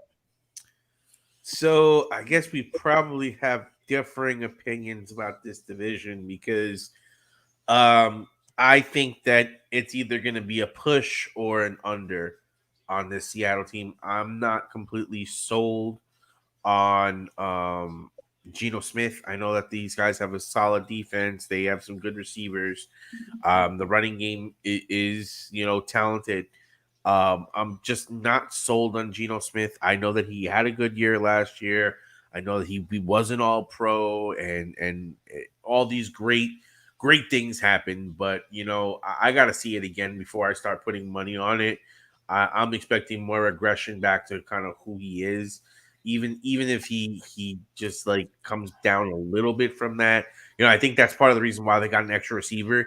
Is to help mitigate that drop off that he might have by giving him another weapon to kind of change the scheme and the way you draw things up, because now you'd be like, okay, we kind of figured out how to game plan you with Lockett and with DK. Okay, well now we have the running game strong and we have an additional weapon. So, I see that playing in and being a factor, but to me, I just don't think that team is going to beat the other two teams in the division. And I just not sold on them. So I would say a push or under. Treat didn't help you with the graphic. No, you did that on your own. You freestyled that bit. That was a complete on my own. Yeah. Leave. Just to let you know, you are there. It is there. Okay. It is there. Sleeves. I got you. It's there. Like there's a lot you're going. And the words of the great Tupac. There's a lot you're going to see. There's a lot you're going to see. It's going to make it real hard to smile in the future. This man snapped. I can't wait for it. I will post the fight stream tonight. Yeah. So the fight stream will be created tonight. Yeah, Mike, can we do that? Are we allowed to do that? I don't put it up. I don't care. We're going to make the fight stream tonight for you guys after this stream. Okay. Put this up. Come on. Keep going with the graphic. I'm I'm really irritated now. Let's go. No, now I'm itching. I'm itching to get these predictions. Taco, check your messenger. I sent you the 2 graphics for tomorrow, so you can take a look. I want you to clue it in. You have the Rams followed by Baltimore. That's what I want. That's what I want. Yeah. I want the Rams. I want the Rams too. 9-8. 9-8. They're Under. They're gonna be lucky to get 5 freaking wins. They suck. That's why I think Taco's wrong. And I know he said there are 2 teams in the division. So he had to mean that Seattle couldn't beat the Rams and the Niners. The Rams suck. They're going to be a 5-win team. I think think that the Rams get 6. I'm going to grant the Rams 6, but I am playing the under. I think that is the smartest. Their defense is horrible. I think that the smartest decision right now in regards to the Rams is to play the under. What I'm relying on in terms of payout is for at the beginning of the season before the trend catches on. It's for my second home, the city of LA, to pour so much money into the books, for all the LA citizens and legal states that can bet to pour so much money in the books to where I'm able to take advantage. I'm planning on betting LA first 3 weeks to come out as losers. Maybe they win 1 out of that 3. I'm taking LA to be off to a slow start. I don't think that this team has a catalyst outside of Cooper Kupp. So which we'll talk about later. Sorry, the one thing I do want to bring up before we throw it to Taco. I understand this is a betting question, but I want to put a real quick. It's betting in fantasy, but yeah. But I want to put a fantasy spin on it in this sense. Just because I think they're going to be horrible doesn't mean they're not going to put up points, because I think that's the defense. I think that Stafford is going to be profitable. I think that Kupp is going to be profitable. It's the defense that is going to be their hinge. After losing everyone, yes, Aaron Donald is a beast, but he's all they got. I see Stafford as a 2. And I'm willing to take the price at buying Stafford as a QB2. I want to play Stafford. I'm willing to play Stafford in Best Ball Mania for $3 million buckaroos on the line. I'm willing to play that. Yeah, as a QB2. I picked him as my QB2 in a super flex when I got a younger talent that's going to be not playing right away. So you're saying you're excited for the Rumboyz League announcements, huh? Because you're ready to play ball. You ready to play ball? Let's just say I picked up Stafford as my 2, and I picked Hooker as my 3, and somebody else as a. Mike, before we go to Taco, what would it do to our friendship if you lost to me in fantasy again? I don't plan on losing to you in fantasy this year in that one league. Okay. Let's just say the positionless league that me and you are in. Okay. I love that. Leagues in general. No, like we've known each other for a long time. Do you think you can finally? I have beaten you. I haven't gotten a chip, but I've beaten you. Do you think you get a chip? Do you think you get a chip? Do you think you can finally get a chip over me? Yeah, because there's going to be leagues that you're not getting the chip in either. I'm talking about leagues that we're in together. Leagues that we're only in together. I can do it. Okay, that's cute. That's Taco. Why am I wrong about the Rams? Because it's Sean McVay. That motherfucker. So you're saying over 9-8? I would say it would be. I'm thinking more towards a push, slightly on the over. Because I mean, are you saying that Sean McVay can't have a bad year? He did last year. You think that was his worst year? Last year was a bad year for McVay. I agree with you, Leafs. I wrote him in my article if you want to go check it out. I mean, given that Kupp went down, Stafford was injured. Yeah. I don't think that constitutes as a for him, yeah. Like, he is a winner. He gets this shit done no matter who he has on his fucking team. I'll let you survive. I'll let you survive on that. Like Mike Tomlin. Mike Tomlin has no one but you fucking still see him winning. Literally no one, and he will fucking get 9-8. That's what these guys. To me, those are two of the best coaches in this league. And for him, that was a bad year. Like, yes, those guys were hurt. Yes, that affected it. Yes, he could. You can't expect a guy that just came off a Super Bowl losing your fucking starting quarterback. I think that McVay is a good enough coach to get them to that point, but I think that the under is just about there. Just So because they're going to be under 500. there's, I don't see that. I could see them third. I can see them third in that division. No, I'm there. I'm telling you, they will. I think the Rams The Cardinals aren't shit. I'm not worried about the Arizona Cardinals. No, the Rams and the Cardinals, I think, could both finish could both have top 10 picks in the NFL draft. Yes. I mean, I just think that between Cup, Should the Rams not Stafford, trade him? But yes. Cup, Stafford, and McVay, the three of those guys together are going to win 5, 6, 7 games. Well, What okay. about the Hey, your take defense? is your take on the segment. There's no debating that. 12-5 at the Baltimore. 12-5 at the Baltimore Ravens. I think this is on the nose. I'm going on the nose. Taco. This is like one of those times, like when you're in Vegas and you get like 20, you're like, "Fuck! Well, I can't hit that." So I mean, you're just gonna hold, and that's what I would do. I would bet the 12. I would play it on the nose. Yeah, like I just like it's hard to get more than that. I think it's fair to say they can get that. I think Baltimore is going to be stacked. I'm on the record of saying Lamar is coming with venom and vengeance throughout this season. I think this MVP is going to come in his best season ever. I'm expecting huge things from Lamar. I'm full on the record. I'm saying it from the beginning. If he doesn't deliver, y'all can come for me on whatever, but I'm fully Are we on consensus? Are we on consensus with this one? Oh, yeah. Mike?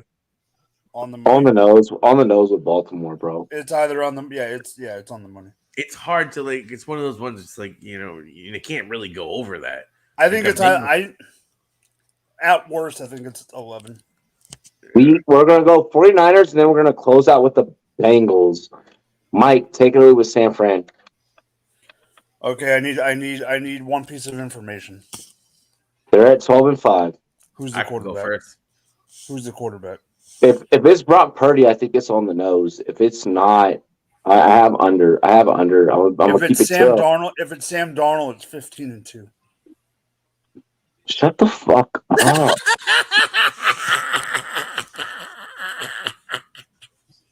That's such a maniacal laugh. Don't ever go full taco. Okay. Oh man. Realistically, and that's I had to set you up on that. He's going sour cream with the guac. Brock Purdy is going to be 12-5. Trey Lance is going to be 10-7.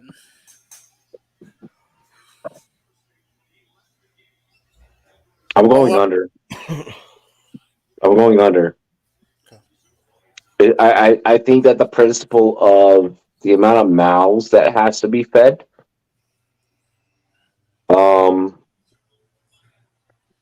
I don't think that Trey Lance can produce that type of productivity for the amount of demand that there'll be from everyone. I feel like Brock Purdy is their most optimal quarterback. I think that he fits the mold. I think that when the 49ers were great with Steve Young and Joe Montana, I get that vibe from a Brock Purdy. With Trey Lance, there's not enough data for me to have conviction to provide you an over. And that's no slight to 49ers fans. I know that we have a lot of 49ers fans that follow us. I have to go with what I know. And film has shown me that Purdy can do it. Film has not shown me that it can be Lance. And I'm sorry. I am agreeing with Mike. And I don't even think that it's 10 wins with Lance. I think this is more around like 8, 9, 8. I think their defense is going to help them hold. I mean, they have them at 12 wins, which is like very, like it's a high win total with the concerns that you have at quarterback because we don't know how healthy Purdy is going to be coming into this. Is there going to be any limitations? What you're looking at? I think this one is purely off respect to the coach. Shanahan time and time again has proven himself as to be in that elite upper echelon tier that he can make work with anything. You give him CMC and that defense, and he'll coast to at least 8 wins. But to 12 wins, I think that gets a little bit dicey when you think about the quarterback situation. So I would probably take an even. I would say yes, they hit the 12 or under. I would trend towards 12 or under. And I feel pretty confident about that. I just, I could see them ending up with 11. They'll come very close. I just don't see that number hitting. It seems a bit high. If you're asking me to bet, that's the way I would take it. I don't believe in the quarterback situation, but I believe in the coach. I believe in the running back. I believe in the defense. And, they'll probably end up winning this division. But 12 wins just seems a bit high. Yeah, it seems a little bit steep. I'm in agreement with you. So we're for the most part, I think we can go consensus on the under. Let's talk about these Bengals at 13-4. I don't see it much higher than that. I'm gonna close this takeout with it being on the money, if not by 1 game under. I think those are your best plays when it comes to this future. When it comes to a 13-4 Bengals team, 13-4 is just hard to accomplish. This team is just now, as a franchise, becoming relevant since the Chad Johnson, Corey Dillon, Andy Dalton era. I think that Burrow can still prove some things, and he's still a good enough quarterback to go out there and win. They need to figure out things at receiver. They need to figure out things at running back. Joe Mixon's not going to be a guy. Samaje Perine no longer there. Look for this team from a fantasy standpoint in the backfield to look very different from you, and look for that backfield to maybe be a reason why they could hit that under. Give me right on the nose for Cincinnati. Mike. This one's tough for me. On the nose. But this one's really tough. I almost want to go under, but I think the safest bet is an under. It's either 12, but an under isn't saying that it's horrible. It's just it can be 12. And I think that's what we're looking at with this team. I think that enough data and research has told us that over's not a possibility. I think they lose 2 division games. I think that 12 wins is probably the best bet. I actually I'm gonna lean under. I think they lose 2 division games plus whatever else happens. I can see them making 12 wins or 13 wins and still being the division leader. Yeah. Taco. I see them in the under. I think that this division is going to be more competitive. I have the Ravens as the division winner. I think that when healthy, Baltimore is a better team. Baltimore is going to walk into Cincinnati and they're going to walk out with their hearts. It's not even going to be close. I also think that the Browns coming up is going to affect Cincinnati. I don't think there's any way in hell they're hitting 13 wins, especially with no running back, unless they're pulling some rabbit out the hat where they're getting some old school guy that they're going to wash up and remake like Lenny. He looks like he already showing some tread on the tires, but whatever they're doing is going to be a secondary or a third choice in most cases. So I'm not a believer in the Bengals hitting 13. I do think that they are a good team. I do think they'll be over 10 wins, but I just not buying that 13. And I do have the Ravens winning the division.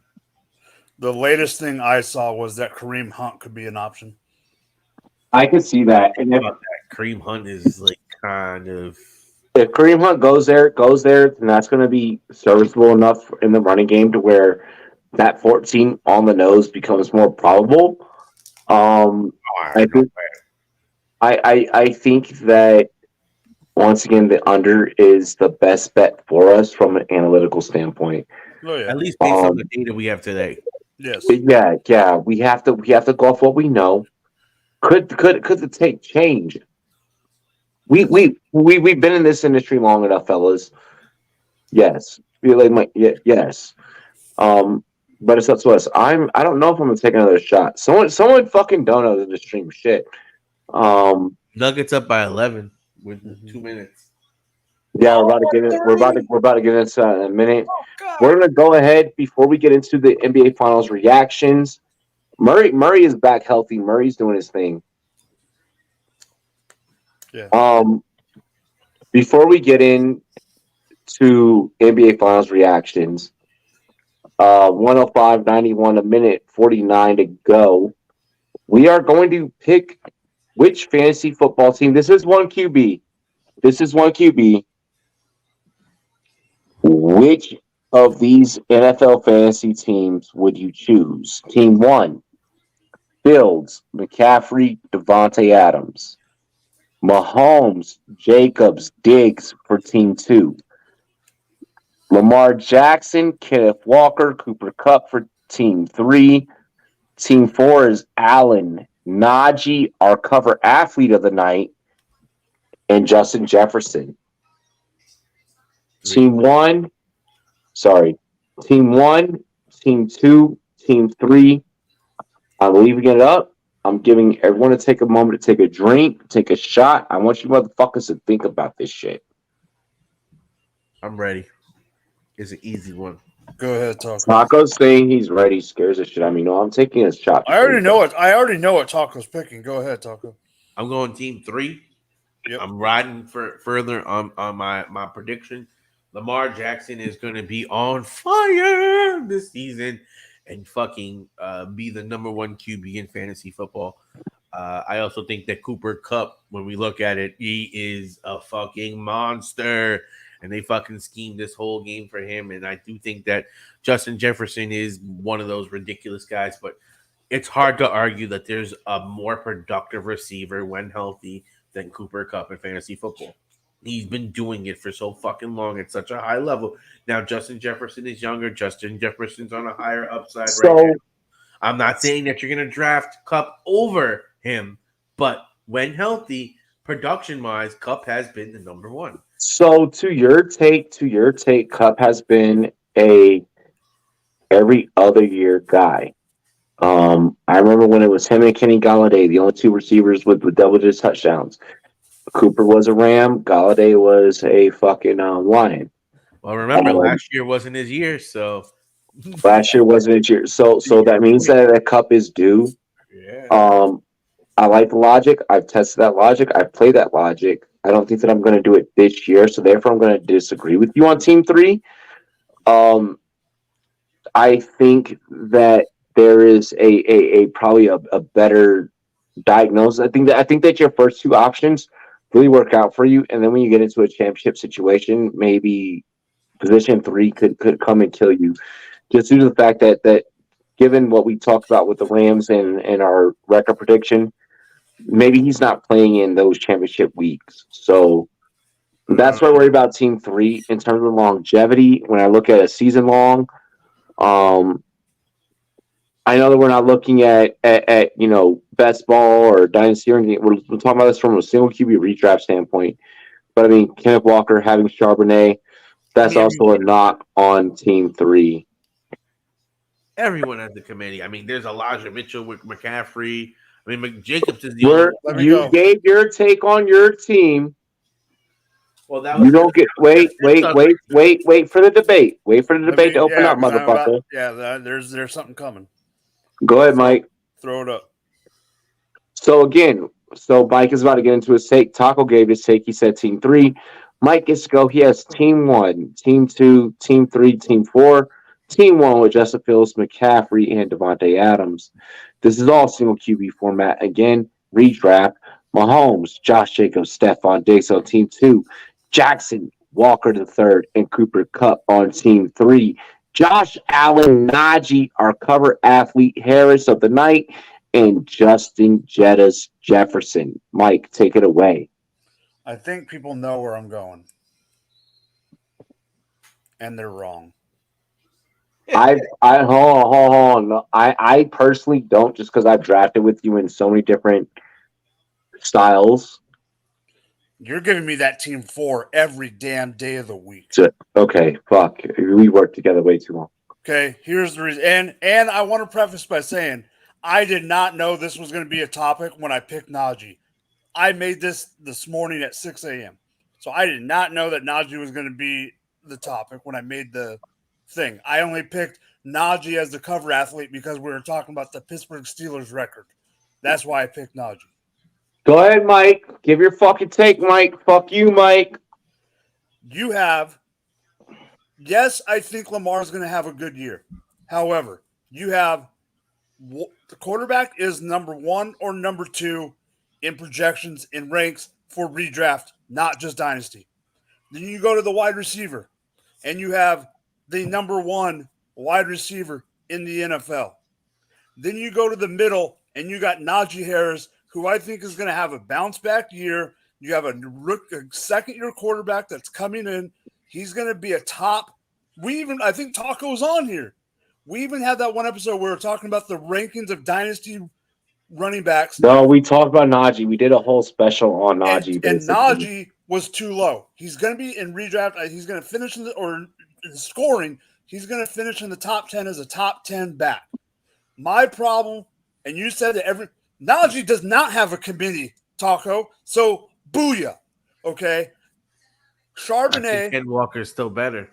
Shut up. Just let this man take. No, he's right. There is. Go ahead, Mike. Warren is going to get some carries, but in the new day, Najee is going to get the passing downs. Warren's going to get the blocking. They're going to treat him. They're going to treat him like a smaller Jerome Bettis. They're going to treat him like Le'Veon. They're going to treat him like. Even though I'm a Chiefs fan, this to me is an absolutely freaking no-brainer. This is a nightmare. This is a fucking nightmare. This isn't. Because here's the thing. Here's the thing. In the NFL, anything can fucking happen.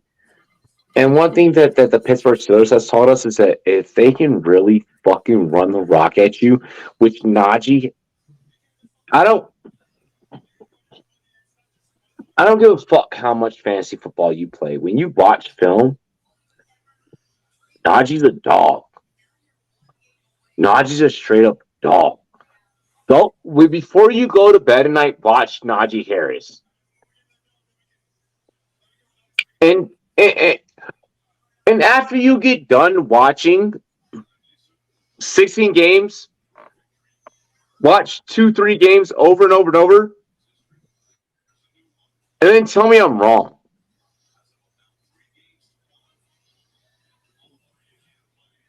This is 0 RB year.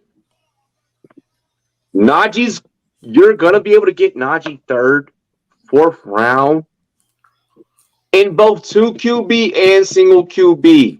I got him 3rd round in a mock draft 2 QB. Motherfucker, you're going to be able to get him in best ball. This man is legitimately playable in every fantasy football format. In a 4th round, hell yeah, I'll agree with you. You are cockamamie as fuck. If at least one lineup out of all your cash games that you're playing, I don't give a fuck if you're in a redraft for money. I don't give a fuck if you're in Dynasty for money. I don't care if it's an IDP. I don't care if it's a Vampire League. I don't care if it's a Guillotine League. I don't care if it's a Best Ball League. I don't give a fuck what it is. Najee Harris is great value. Right here, right now, I'm telling you, the motherfucker's about to eat. So throwing up the graphic again, knowing that everyone's not about to run out and go and get running backs this year, this as a YouTube channel that's always preached running back heavy, running back early. What if I were to tell you the earliest running back that you should draft is maybe in the 3rd or 4th round, and Najee Harris is going to be that guy? Najee Harris is being right now. Najee Harris is being drafted behind all three of these guys, and he could easily outperform two of the three. He could easily. Team 1 has a running back as a quarterback. Freaking Walker. I don't think that even with his rushing ability, I don't think that he produces enough on the passing side for him to be profitable enough for me to return a fantasy championship. I'm thinking about championships. I don't give a fuck about having a good team, guys. I don't give a fuck about being the highest score week in week. I want a championship. That's right. At the end of the day, the Seahawks, they're going to run. And when they're going to run, they're going to give the ball to Kenneth Walker. He's going to be the lead dog. He's significantly better than Najee Harris. They drafted a third-round running back. Hold on. I personally feel that Build 4 is the first option. I can go JJ. I can get Najee, and I can get Josh Allen later in a single QB league. I want to know, like, if you're telling me we're comparing here, again, I think that, yes, I know that there's another running back there who's going to take time away from, Walker. But we've seen it time after time after time after time. If I am building a full fantasy lineup, backs, I've seen guys like Aaron Jones go off while A.J. Dillon's on the team. I've seen guys like Alvin Kamara go off when there's Mark Ingram on the team. It happens, and Pete Carroll likes to run. He's had running backs that come in there and get the volume. Hold on, you're able to have your diagnosis. You're able to prescribe that. I think personally, teams 4 and teams 2, when I'm starting off a draft, provide the best ROI. I think that I get a better ROI on team 4 just because I can go receiver, running back, or quarterback in second or third, and then in the 4th round, I can come back and either A, get my wide receiver 2, B, get my... I'm thinking about game plan down the road as well. I think that team 4 provides you the best possible outcome in terms of other players around the board I could get in my draft. If I could get a chick from Tennessee in the 8th round with the team 4 build, I'm golden. Or if I can get a Dawson Knox to lock up with Josh Allen, I'm good. With your team 3 build, if I can get a JSN later, I'm not going to get DK in that team 3 build, but I can get a Lockett. And maybe have Lockett until he gets traded midway through the season. That's something. But even if you take it from the perspective of, okay, you have a 3-man team, let's just say, and it's the highest point scorers out of all of these guys. Team 4, Mariah Mills. Oh, Lord. I'll say this, though. So no one has any faith in Justin Fields that this team is such an afterthought? Because, I didn't think they were that Justin Fields has to produce on the passing end. That's a problem. Justin Fields is also not my issue. I don't trust with that offense right now with what they have at quarterback. I'm not as high on Devontae Adams as everybody else is. For the Raiders, yeah. With the Raiders, I'm not even touching that. I'm not even playing that game. I mean, that does get dicey. I mean, that's again what like when you look at it on paper, theoretically, that should be a fucking. I have Justin Fields and Jimmy G in a best ball lineup, and I'm like shaking in my fucking boots. That's why I'm building another one tomorrow. I mean, I heard that Carson Wentz is the guy in case whatchamacallit doesn't play. Mm-hmm. You're gonna make me fucking throw up in my mouth. He's on speed dial. Yeah, that guy. So that's where we're at with the fantasy lineups. Like team 2 on team 4, 1 on team 3. Yeah. Kenneth Walker. That's not. I did not think you were going team 3. You know what it is? Like when I look at the other teams, I don't believe in Josh Jacobs really repeating, especially with that quarterback situation. And I'm not the biggest believer in Diggs having the best season with the way things started going towards the second half of last year. And when we look at Mahomes is a great NFL quarterback. In fantasy, he's probably like the 3 of the 4. He's not like the number 1. I would say Hurts. Hurts is probably better than him in fantasy because of the running aspect. He just doesn't like. But You're not going to put him to run as much, and these guys are going to run more, and that gets more points. let's get into our NBA Finals wrap up. Let's wrap the night. Let's make it quick because we didn't really. We were talking about other shit. Like a lot happened this week, and we still had to do a show. We still got to do a podcast. Shout out to all of our sponsors that put on this show. For real, for real. You guys are the shit. What do we think about tonight's NBA Finals? Denver wins. Denver up 3-1. I said it was going to be a gentleman's sweep. Go, Yep. Taco. I mean, your boys are looking for that respect. Jokic, Gordon, Murray. Gordon been balling. Gordon Niggas is balling. He was popping threes tonight, even, bro. This dude is not a 3-point shooter, but he's hitting them, and I like the way he's playing. He fits really well with that team and the style that they're running. They're Jokic is seeing him great in transition and on some motions, and he's getting the ball towards the rim or an easy spot for a nice dunk off like a second motion, and it's beautiful basketball that they're playing. It's going to be This motherfucker leaves, yo. And Bruce Brown, though, is fucking playing good. They have a good bench. They have a good team. I'm just really excited because now we can really have those conversations that I've had to put off about where's Jamal Murray ranked, because he just night in, night out shows he's a clutch motherfucker. And he wants that respect that the injuries kind of derailed him from getting. No, it definitely wakes up the conversation about Jamal Murray. It wakes up the conversation about the conversation about Jokic and where he lands as one of the best big men of all time. Definitely provides a lot more potency, but has already been potent. So I'm excited for the way that develops and how we talk about that come the off season. I think I said it was going to be a gentleman's sweep. I think it's still going to be a gentleman's sweep. Yeah. It'll be interesting to debate Giannis and Jokic. Their career paths now start. If he hits this one, they'll both. Yeah, no, they kind of align. That's going to be interesting as fuck. Outside, I really don't have anything to comment. Like this finals is kind of happening the way that I want it to, the way I thought it would. Kind of similar to the Stanley Cup. The Stanley Cup's happening the way I thought it would, the way that I wanted it to. I think the Stanley Cup's going to be 2-2 going back to Vegas. I don't think that. I do. How are the Golden Knights always in this cup? Like, they were an expansion team, and they just kept winning and winning. Here, you want to know why? Yeah, it's Vegas. No, but this is what I really think about the Knights. Seattle got into the playoffs after their second year this year.